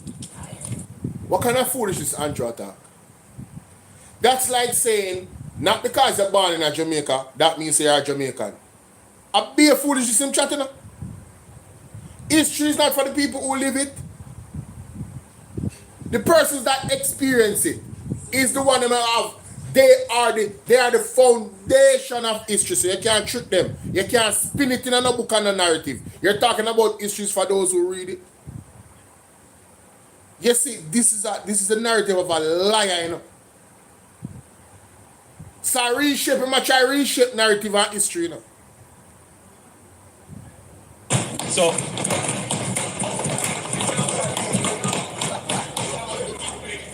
no, you read it. You have to read history. You have to read history. Because you know the truth is, leader of the opposition, you know, there are people who live the experience, right? But when they actually read it, they say, but it's different. Because when you have to sit down and put everything into context and bring things into consideration that the person experiencing it would not be able to interpret. You get how the person who experience it is not able to interpret, but you will write it, able to interpret the context of what they when I live through. What to this baboon here, man? Why am not going, man? Why not just go away? Yo, I'm finding it very difficult to not dislike this man, you know.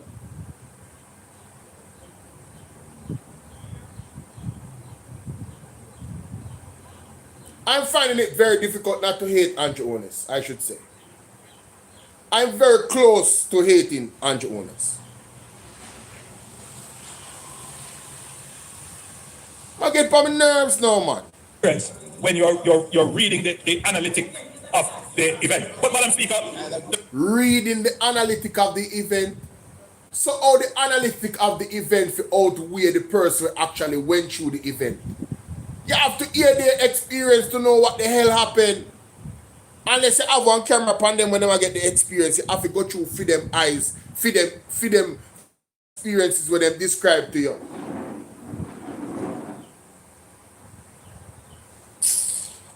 The point is that the NHT was formed out of the NIS. Yes. In other words, the fund that we created, the National Insurance Fund, which when we created, the PNP objected to it, turned it around, called it sin, never wanted it to be done. So now, what happened is that, of course, the initial establishment of its structure and the funding came from the NIS. So, I mean, it's just a part of the context of the NHT. But so, Andrew Holness want to take away. What the hell is going on? The man are trying to take away the glory of Michael Manley to suggest that the NIS is where the NHT started from. You don't want a wicked man than this? This is a man that can't be trusted. To the credit of former Prime Minister Michael Manley, this is an institution that has served Jamaica well. Madam Speaker, when Hurricane Melissa struck, the NHD did not wait. It moved quickly. This deductions and taxes that the NHD, its expectation that those funds will be used for housing. The NHD. Surrounding the annual transfer from the NHD to support the budget. The opposition has made much covering developments in St. Catherine, Trelawney, Manchester, Clarendon, Westmoreland, St. Thomas, St. Mary, Kingston, and beyond. Unknown, big up. Madam Speaker, I need to directly address the public debate surrounding the annual transfer from the NHD to support the budget. The opposition has made much of the annual 11.4 billion transfer from the NHD. In the face of fiscal pressures created by Hurricane Melissa, the government had no realistic alternative but to extend the drawdown. Why you think you don't have no realistic? Because you don't know if you manage the economy. You don't grow the economy.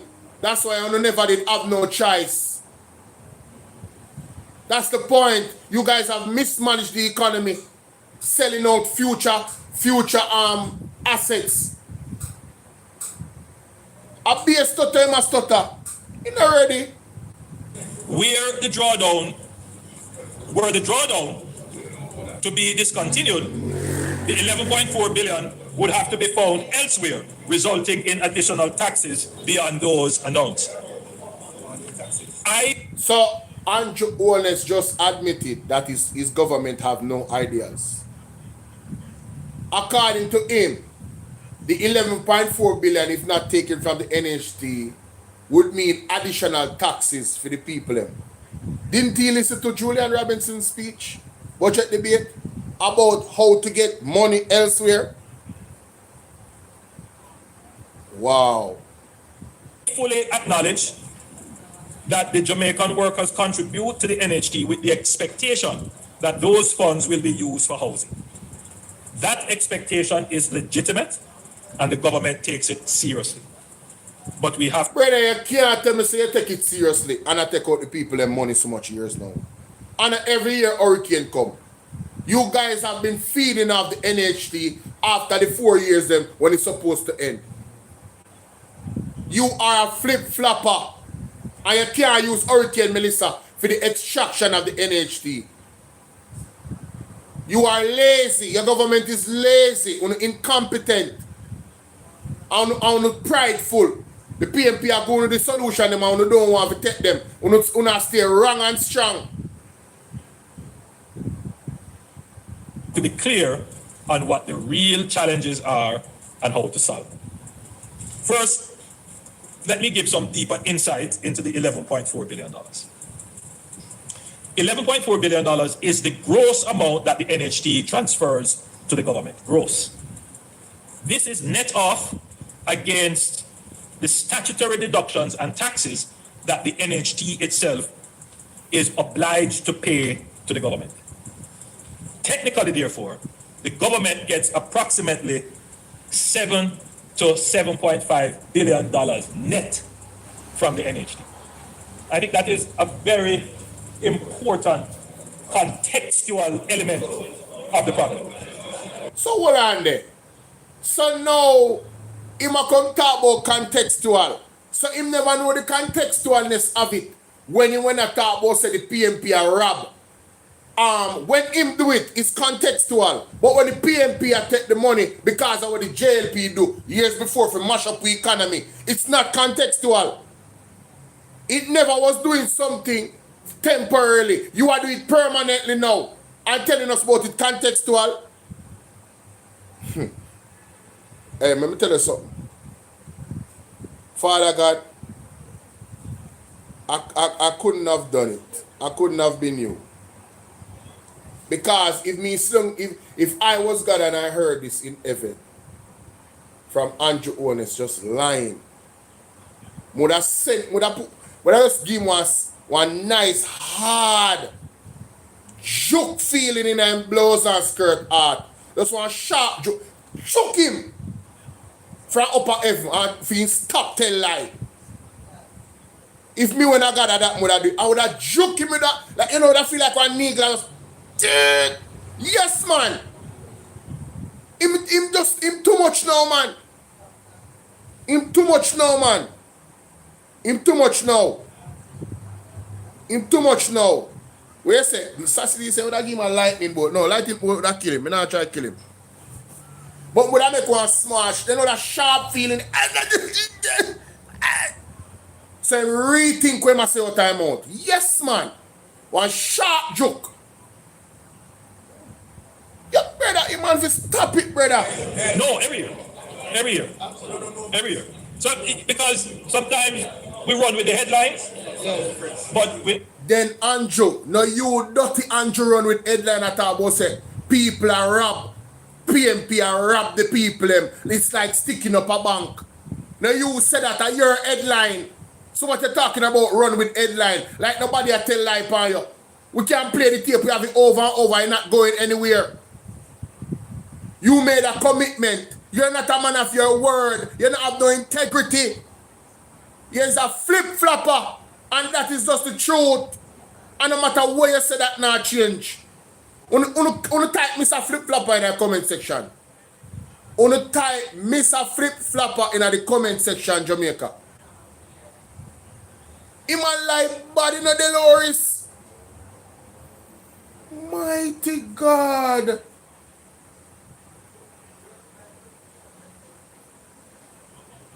We don't really look at the details. All right. Second, the NHD remains a solid, well-capitalized body that is not a fiscal risk to the government.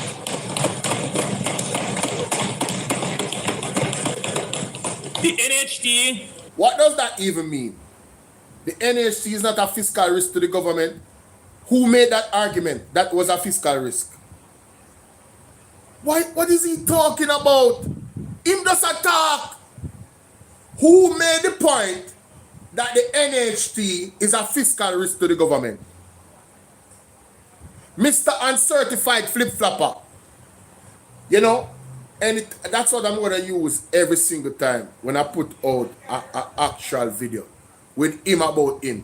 Mr. Uncertified Flip-flopper. Thank you so much. Sassy D is to get credit for that name.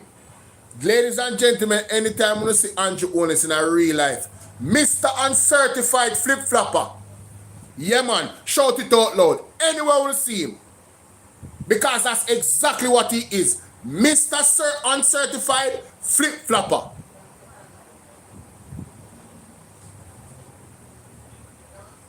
My God. Has not in any way been impaired in its ability to satisfy. That is a lie. That is a lie. According to Andrew Holness, the NHD is not impaired in any way to do its job while him still a take out the $11.4 billion outside. You know what that tells me, ladies and gentlemen? That they have no intention to stop taking out the $11.4 billion. We have to get them out. We have to get them out. The man them not have no intention to stop, and we reach 50,000 likes on TikTok for the first time. Big up on yourself. Eh? Thank you so much for the support, ladies and gentlemen, and on energy hitting the like button. Right? The man them not have no intention of stopping to take out the NHT money. The same money where Andrew Holness say, I rob the PMP when I rob the bank. And I stick up the bank and I take up people money. So him now not have no intention to stop rob the Jamaican people. What a criminal. Based off of his own narrative. He is a criminal. So we have to put Mr. Uncertified Criminal Flip-flopper. We have to add that to it. We have to add it to it. Mr. Uncertified Criminal Flip-flopper. Based off of his own narrative for him put out years ago. Talking about headlines. He is the one that put out the headlines. Mr. Uncertified Criminal Flip-flopper. Tired of you know, man. Hear the man. Hear the man. He has not in any way been impaired in its ability to satisfy demand for mortgage loans, even at 0%. Jamaica, the other day, my niece from another mother, the Bono no Smalik, when I went on Thursday to go and help to do the moving. That Thursday, the last week Thursday? Yes. I was shocked, Jamaica, to hear her grosses where the NHT is concerned. I don't know how many of you watched that live stream, but she was talking her own lived experience with the NHT. Zine, Mark Golding, earlier I played it. I don't want to play it again because I don't want to lose this part right or so. Mark Golding earlier said that a firm, an independent firm in the United States said, based on the surpluses of the NHT, taking the $11.4 billion every year for 4 years, for just them 4 days alone, would not jeopardize the operation of the NHT. So if the man might do it for what? 12 years now, obviously it's jeopardized. Andrew Holness really are trying to convince people say it is not jeopardized. Like I said before, Jamaica, them not stop thief the money from the NHT. Andrew Holness does not plan to stop thieving the money from the NHT. We have to get him out. People in a Westmoreland need house. Even if he was telling the truth that it's not messing up the operation of the NHT, guess what? There's a higher demand for persons that need what? The money where them put in to get back some out of it so them can get a house and a roof over their head through the NHT. What is this man talking about? How can he justify it? Even if what he's saying is true, how can he justify taking out that money after Hurricane Melissa? Well, not to say that man in a business about the poor. Jamaica, hey, the brother we company live earlier, the man said, Jamaica. Interest rates. The man said, Jamaica, Jody, what's up? You, the people of Jamaica, only need to rise up and wise up and move this man out of government. Demand this man to go away. The man is this. The man has suffered the people, you know.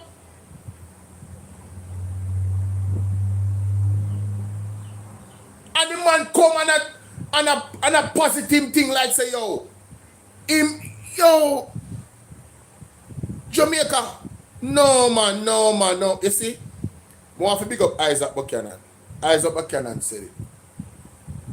When they this speech did have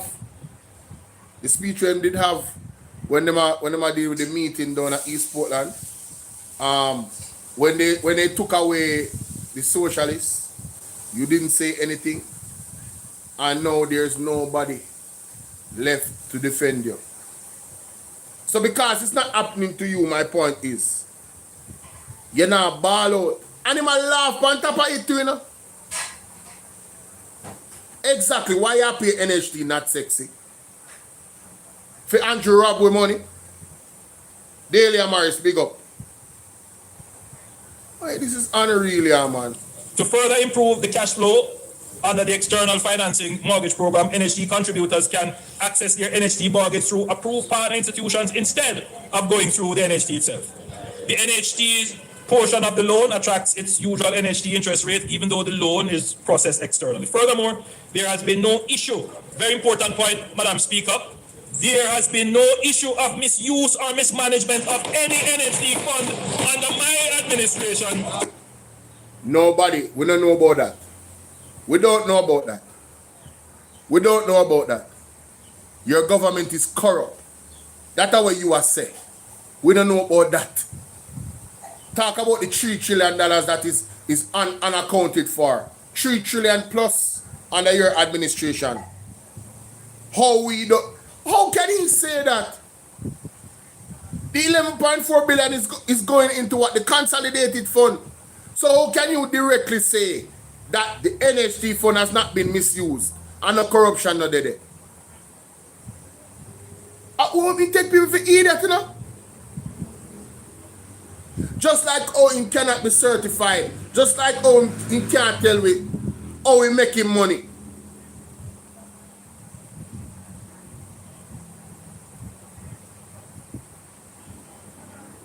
Like the outer many scandal under the PNP. Yeah. Outer many scandal at the PNP.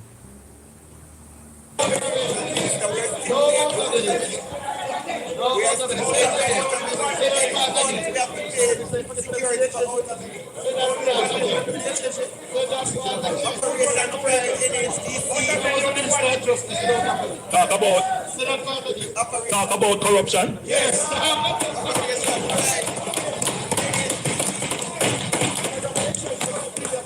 If the funds. Andrew, I should have shamed myself. You talk about rural read where you got prison for thief the money from and you talk about corruption where thief the people them juice money. Oh, what the backside I'm going? No, Judy. The Auditor General needs to go. Thank you very much. For audit, but the Auditor General is very busy, you know, ladies and gentlemen. She and her team is very busy. They are not just sitting around. She a work hard. I think they need to raise them pay. She's working, they are under-resourced. She's working very hard. I want to pray for the Auditor General, you hear me say? And pray for that team there. They are working very hard, Gloria and Jody and Dahlia. Very, very hard, Saturday. Zane, pray for them people, our team, pray for them. Them standing upon them integrity, them do them job, I want to pray for them. What you say about Bolo? Every day I keep asking myself, oh, JA people really make Andrew condemn. Then what has the JLP done out of many? I don't understand what that is about, you know.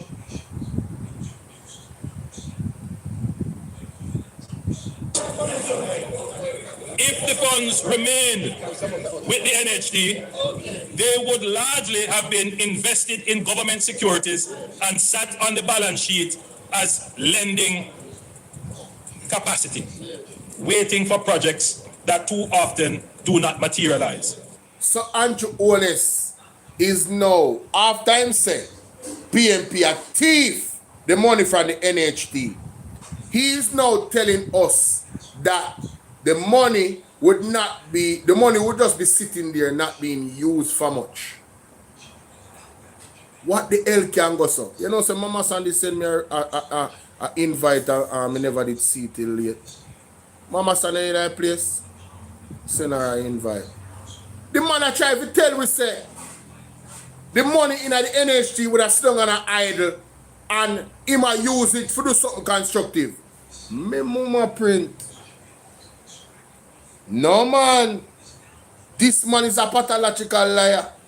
This man is pathologically mendacious. Me can't believe this. People wanna hear him. Wanna hear him.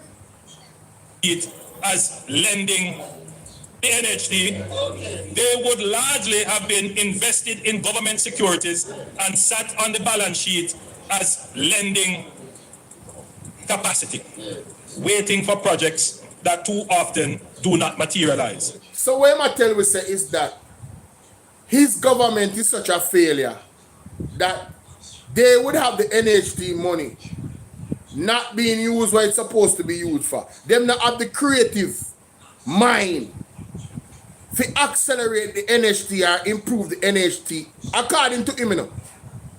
Him not have the capacity, you know, to improve the NHT, to maximize the funds them, to use it for its purpose.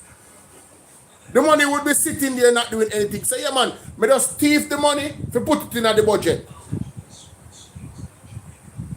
Me rob the investor them.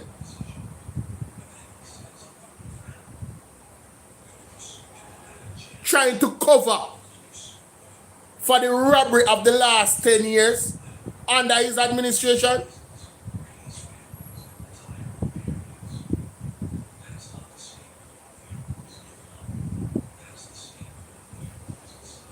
Mighty God.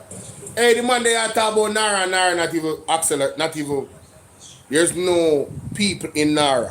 Nara is a concept that has not been materialized. This man is a flip-flopping promise commitment breaker. Him just make these elaborate arguments, oh, we're going to turn Portmore in a Las Vegas or wherever. Portmore is going to become this. Nara not have no people in there. Not because the money is out of it. Yeah. Yeah. How much was the water? Yeah. Yeah. Yeah. Andrew Holness coming at Parliament to talk about the water $44. You mean if Uno we buy water by the case? Yeah. Yeah. Nobody now watch the live, you know. The people entitled to hear foolishness. So, hold on. Andrew Holness, are you on NWC water? Why you come to Parliament to advertise NWC water?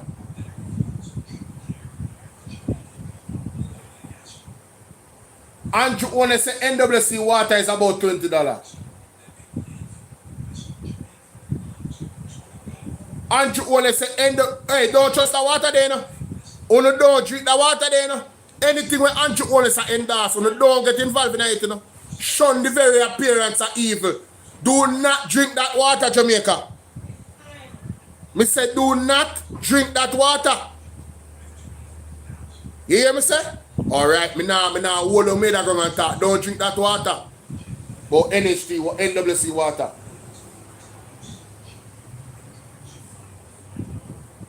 Watch out. I say either talk about Avian. Avian costs more than $100.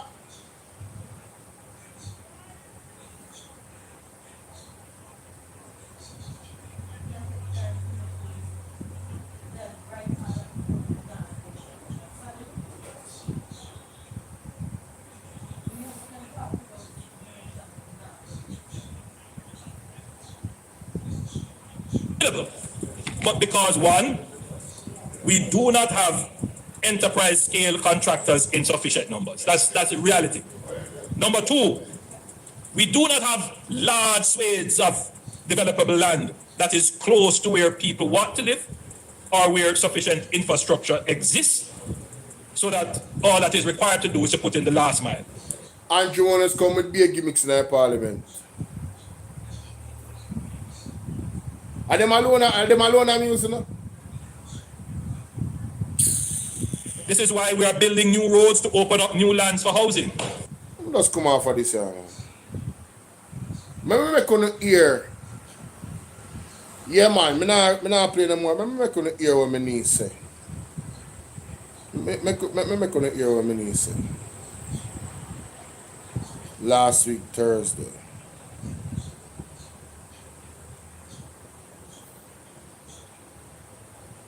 We did do 2 short live.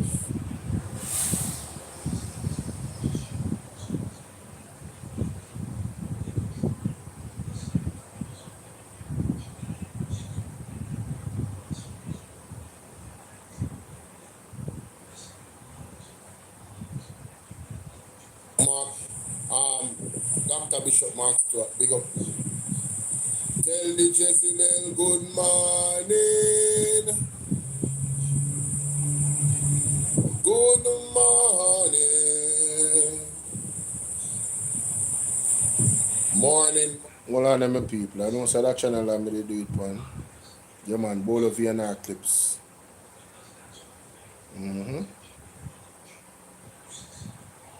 Start your mornings with a special chair Tai Chi program focused on muscle strength building. Oh, really?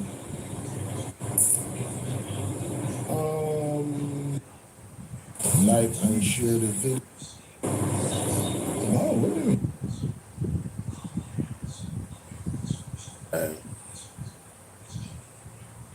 There she is. There she is. We just have peace. You know, can we just have... And then the majority of it, you have to spend money out of your pocket before them give you the money.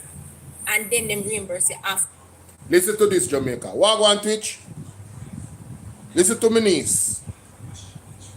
I never know so she be so loud. Baga. Right. Listen, we talk about these things all the time. No, that's no.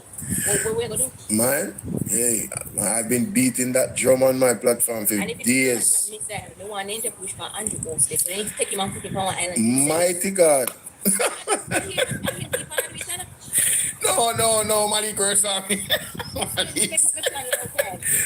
Malik said if you put Andrew Power Island alone and bomb that the island there. Not my word. That is how upset she is with the government. I've never spoken to her about politics yet. The day when we go, if you go do the, help with the moving and so, listen to the argument. The way I deal with it. No, what are they? No. Yo. Listen, ladies and gentlemen, I need to get her on the show. Malik said we put Andrew Power Island by himself and then they can bomb him. Yo. Literally, that's what he said. Oh my God. No. Whoa. Stone. Yo, me say, one of the things that the man did, and there's a lot of things I don't understand. And of course, we hear the apostle speak about the war in Iran. And how really and truly it's a prophetic war, see? It's something that just has to happen for God's will to be done. And that so-called 7 years of peace treaty. Yeah. Yeah, so it's just some things that have to happen.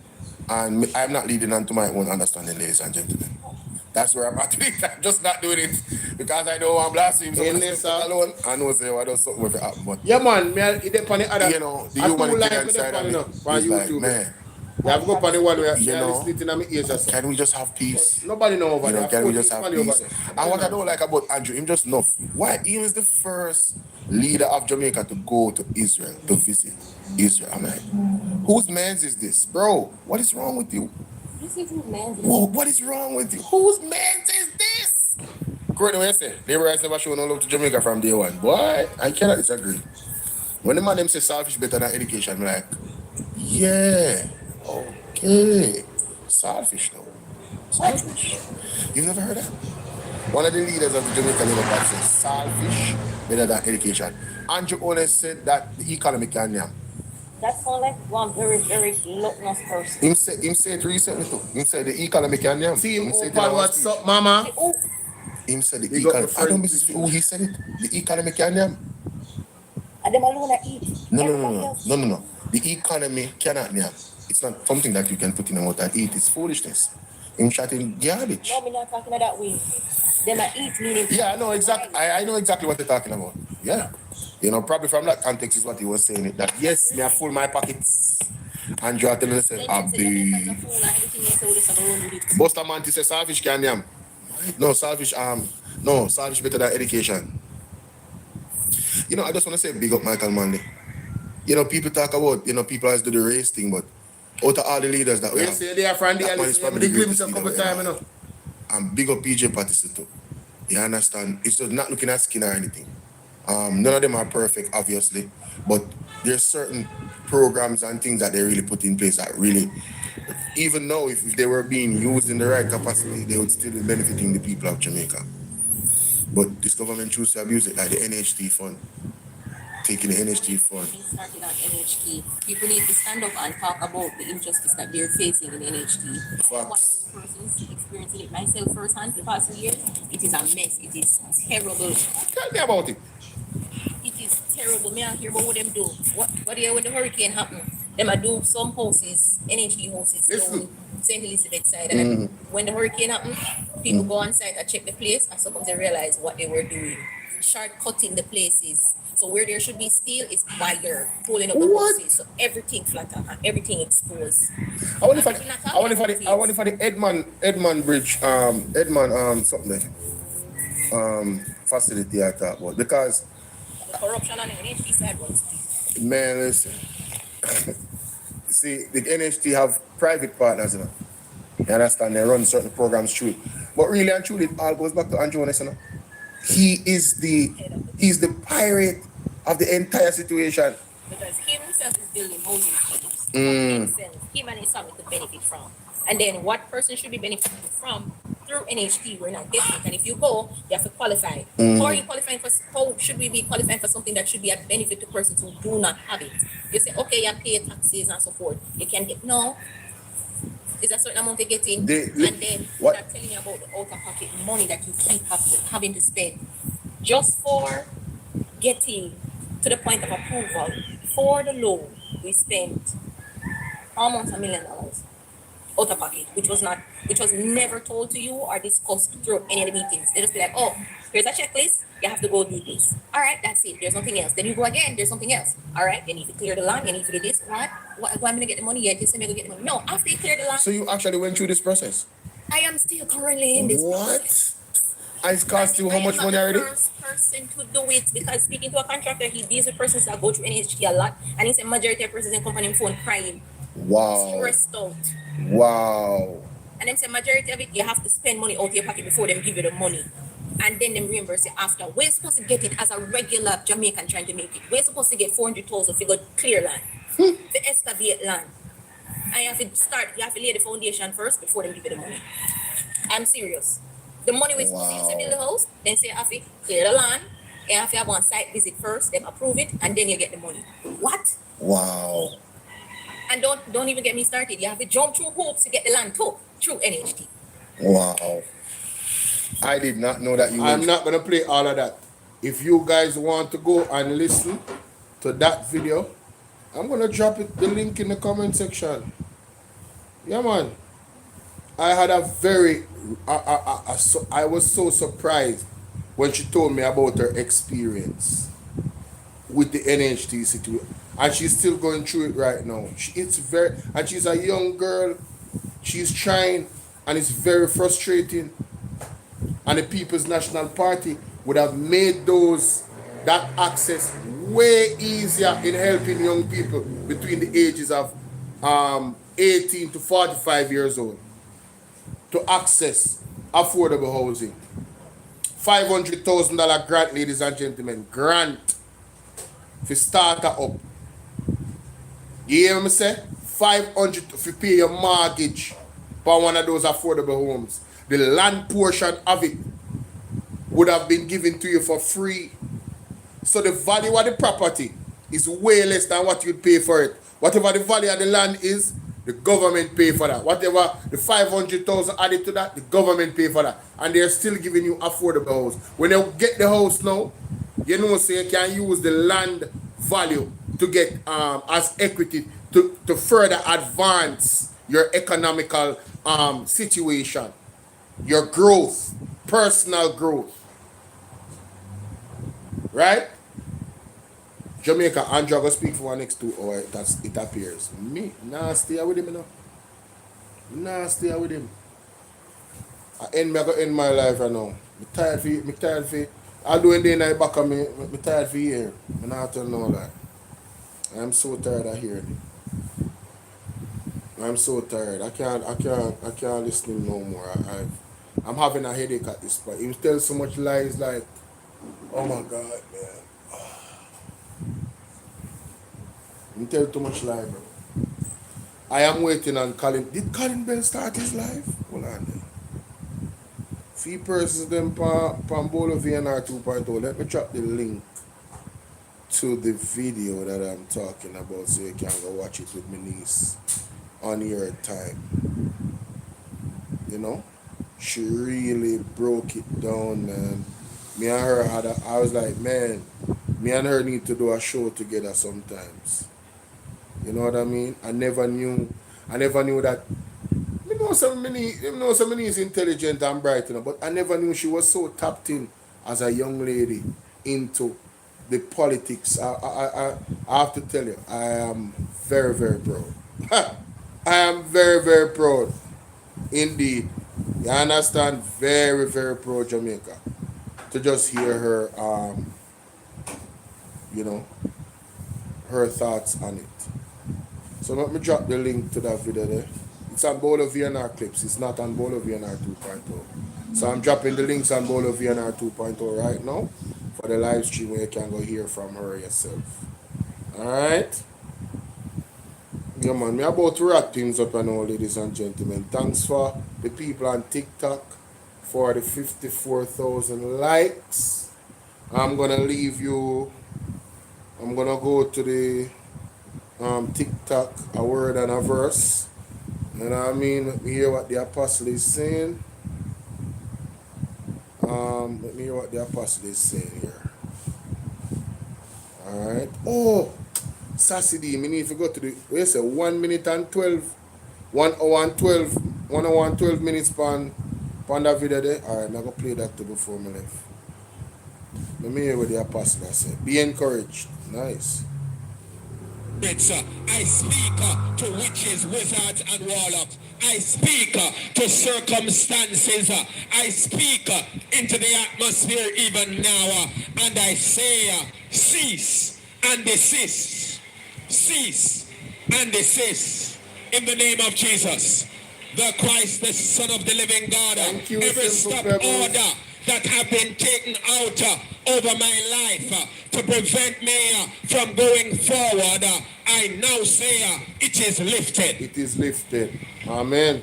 Every embargo, amen, that has been placed over your life, yes, even now that embargo has been lifted. Every door that has been opened by the enemy to perplex you, hallelujah, to harass you, yes, to attack you, yes, to infiltrate, to interfere, to confuse. I declare and declare a righteous declare today, it is finished. Finished.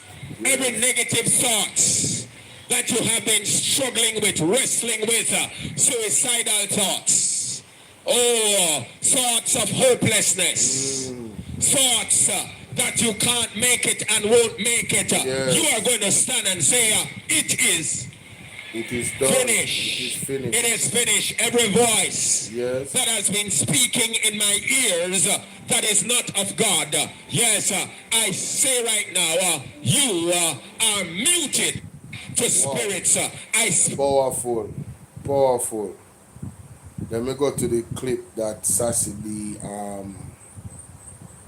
sent to me. She said 1 hour and 12. I'm turning on this because it's very high now. 1 hour and 12 minutes.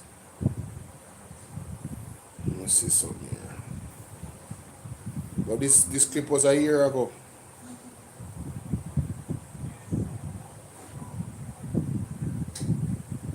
One 12 minutes. Alright, so you tell them we can start for answer. 150,000 for drive go hold up, I go pay one man for care one because something can set up, forget the juice. Send GPS, come fix it. I know him down there wait for me call. Cause JPS come fix it correct. Somebody praise the Lord. Somebody say, call on the Lord. But Reverend James look on us and Bishop, by next week, this shall never happen into breakthrough again. Because we want a generator upon the church top. Because we have it. When JPS ship out, something must ship in. But the church must suffer. But why is the church in the position? Because if we tell enough it's so, we're not going to say we love money on the tea. Yes, sir. Yes, sir. Let me tell you something, Jamaica. For the persons that are born again believers, you have to use your connection with the Most High. You have a man of God in front of you that is advancing God's message why so many people is opposed to pouring into the church? I not tell no lie. When you plant seed into the right soil, the fruits are incredible. Let me say that again. When you plant seed into the right soil, the fruits are incredible. Especially when you listen to the voice of God in how much to plant.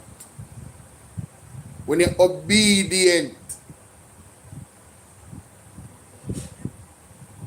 I mean, why you wouldn't want a church to develop to the point where, because a real church serve the community, you know. In modern time, I believe every church should, with the help of the congregation, should have one of those water something where you see maroon have. The maroons, as much as all them there to some people behind, in other ways then they ahead of the government. Why the government never invest in one of them atmospheric machine there? I have one 100. Why they never take the billions of dollars and buy some of them machine there? With the water crisis we're happening in Jamaica, with all of the wonderful atmospheric positions in these rural communities where we have, why them never say, all right, well, Chief Curry, do this, you know, say, right now we have to procure this technology and help the farmer them. And there's other things them can do, you know, that's also one solution in Jamaica. Areas where need water, where not water now reach them like that, you know. You tell me, say, them a money, I use them creative brain for advance Jamaica. Jet line, where you say, electricity goes out where? In Parliament? Yes, sir, yes, sir. But go over there, sir, where them are set up, and you see some big generators string up with big current, them now want GPS. But the church cannot afford nothing, because we don't trust God like that. It's a sin. True, man.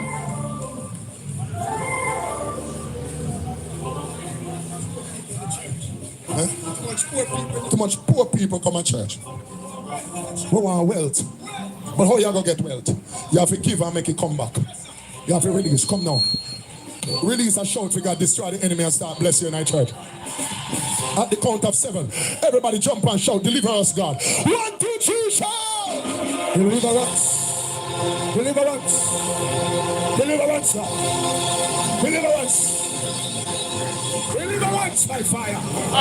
And listen, see some people attack Andre too, you know, in a film comment section the other night, you know, about him advancing his own self. I don't understand. I don't get how somebody can see somebody work so hard. Like a Andre Stevens. The man actually have people where him pay that is a part of him company them. When him carry with him. The man is so unselfish. And me not tell you like Panajar family. You know if you stop, Andre is supposed to beg $1 or even appear to be begging $1. I see other platforms that is massive like Andre Stevens. And I'm telling you, in terms of advocacy, they are not even going. I'm talking about other global platforms I watch. And when you're looking at them comment section, people don't comment with regular comment. They comment with super chat because they appreciate the platform. When Andrea drop the information them over there, it's supposed to say blue and orange and red bubble. I just a blind you. The man I got Canada what there. No, man, you have to take care of the people, them, man. You have to take care of the people, them, man. Same thing with the man of God and the woman of God. Monica said, do you think that Jamaica, with so much river, should have water? No, I don't. It's bad planning and lack of infrastructure why that is happening. And it's something that needs to be addressed. Very, very clinically. That problem needs to be addressed clinically. You understand? And, you know, the building of the STEM schools, them. Yeah, Andrew want to say the backwater of Parliament.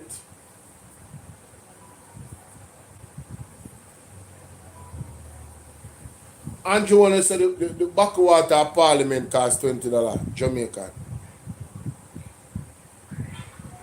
I don't trust the potency of that water. I don't trust the potency of that water. A pipe water that. Not even get into that. Not even get into that. But yeah, man. May I encourage you now. If you appreciate this platform, support this platform.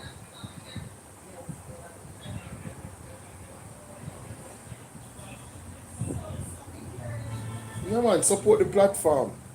You're not supposed to, if you people are there and you know the platform, you're there most of the time. You are familiar with the platform, you know what the platform brings. I'm not talking to people that are just comers that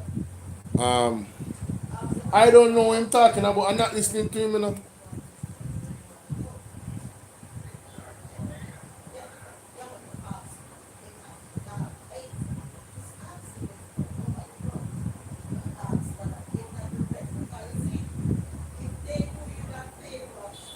But he might admit say he must address the problem of productivity. But you did it for 10 years, why you never address it?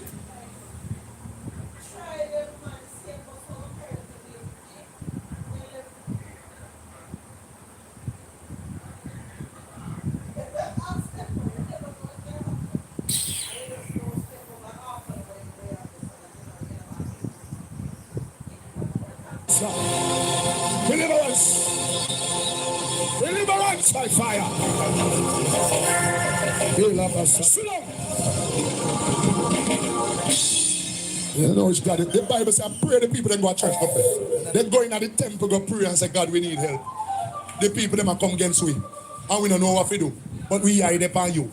Help you. Lock your stay for less with app exclusive prices. Download the free booking.com app today.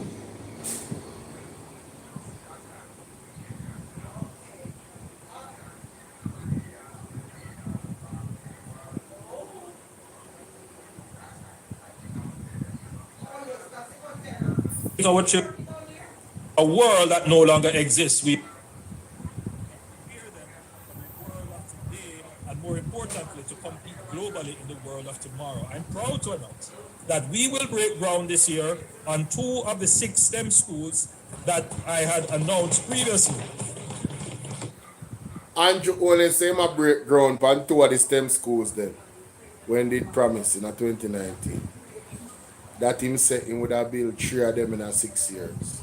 90, 20, 21, 22, 23, 24, 25, 25, 6 years gone, 26. And now he might break ground.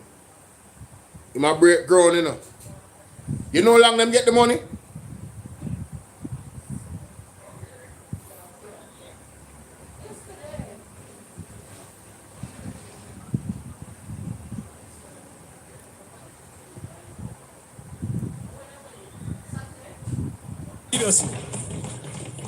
The first will be established at Bernard Lodge in St. Catherine and the second at Minard in St. Anne. Simultaneously, NARA will be building the other 4 STEM institutions that will take students from early childhood straight through to secondary education, immersing them in STEM from the earliest years right through to the door of our tertiary institution. These schools will bring an entirely new approach to the education system, exposing students to science, technology, engineering, arts, and mathematics in ways that build the creativity, innovation, and problem-solving skills that the economy of the future demands. Madam Speaker, my administration is a listening one, and we consulted our university students, leading to develop a work experience program that works for them. Starting in the upcoming financial year, the HART NST Trust will introduce a pilot of the tertiary learning, earning, and prosper LEAP program to widen pathways from tertiary education to employment by providing paid on-the-job experience. Students of accredited tertiary institutions as participants of the tertiary LEAP program will be able to engage in meaningful work in the public sector and participate in private companies. As they work, they will receive a competitive part-time compensation package.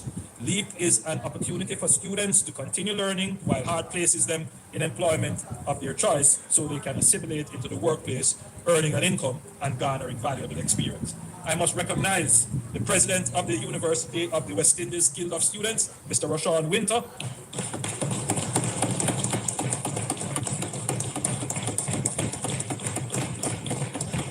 and the president of the University of Technology Students Union, Mr. Percival Roberts, and their teams for serving as the brains of this initiative. This is how my administration makes policy. We first listen to those who serve, then we act collaboratively. I thank these student leaders for putting pen to paper, bringing their ideas forward, leading every step of the way, and working with us to develop the program. Madam Speaker, the National Reconstruction Program on the NARA will require thousands of skilled tradespeople, carpenters, electricians, plumbers, masons, roofers, and the capacity to train them at scale and at speed.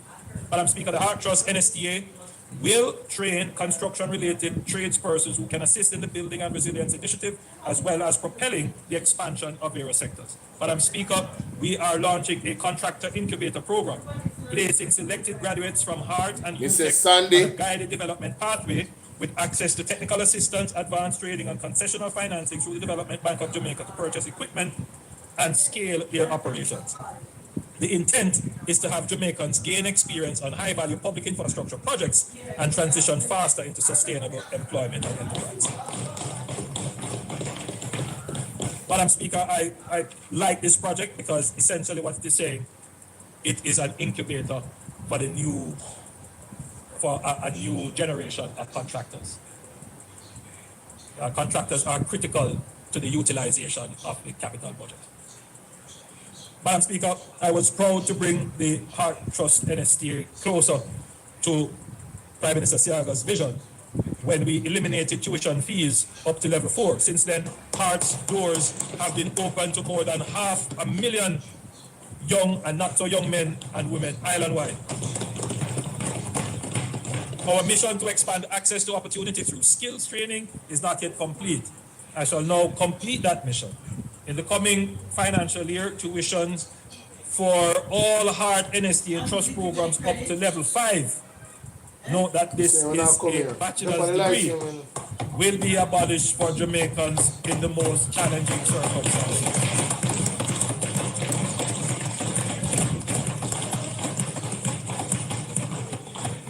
HART will become free from level 1 to 5 for those who you remember a lady where you talk about? Because my she did Parliament, understands how important it is to continuously improve access to skills training and give every Jamaican a clear the labor right lady, Andre, when I talk about in the picture. Madam Speaker, the most powerful class yes, she did Parliament. I am serious, but just see her a while ago. She sit down up there. The apprenticeship model, big labor right, earning while training, yes, under the guidance of yes, they up there. Proven, yes, she up there. She is right there. Me just see her a while ago. I can't believe it. Each member of As a matter of fact, let me show you on the live right now. Hold on there. Let me show you what go on. Dangerous people, they cannot be trusted. That me I tell you. Let me tell you something. I mix and mingle in a man.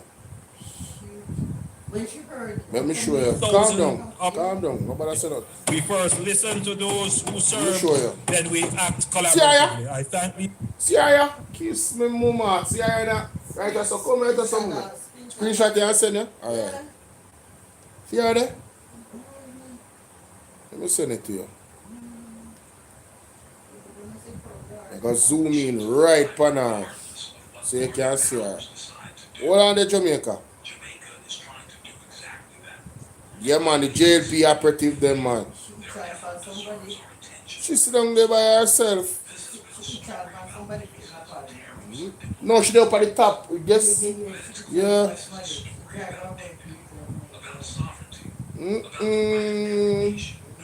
What a thing. Hold on, man. Remember some lip on the life, you know. See how there? Just send you a while ago. Cameraman zoom in right pan her.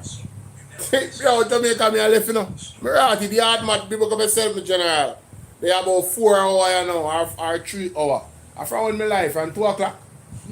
Yeah, man, me there from 4 hours now, man. You see me? Me a bounce. Me a tell you, so me eye in sharp and me ears in sharp. Anytime I come here, you know. When the brain box come here and the brain sharp, you know. When me doing night time, sometimes I tired and some things miss me. But you see when me sharp and I look and I listen, Jamaica. So these are the people who are interested in what they... No, man, enough for them guests them with them kind, man. Oh, them carrying them? Yeah, them invite for them people, them family member, them and son, other, you know? Yeah. Exactly. I am a patriot, Jamaica. I am a patriot of the country. Me no PMP or JLP, me a patriot. So whoever is advancing the welfare of the people of Jamaica in an honest and real way, I am going to support them. And in this point in time, Mark Golding is the man for the job. Mark Golding have the structure, Mark Golding have the experience to take us out of this economical rut. As a matter of fact, you know, as again, Mr. Marvin Edgar saying he's going to go into politics. I wish him all the success. You understand? And I also would love for him to have a better relationship as an opposition to Mark Golding, seeing that the man is a man of integrity. They can work together and have good dialogue and rapport in that way. Ashley, what's up, Ashley? How you doing? Ashley, big up yourself, mama. So they can work together and have good rapport and do what is best ultimately for all of the Jamaican people. But the Jamaica Labour Party is a poison to this country. Them there to fill them own pockets, right? And friend and company thing. And them something there. And we don't need that in our politics anymore.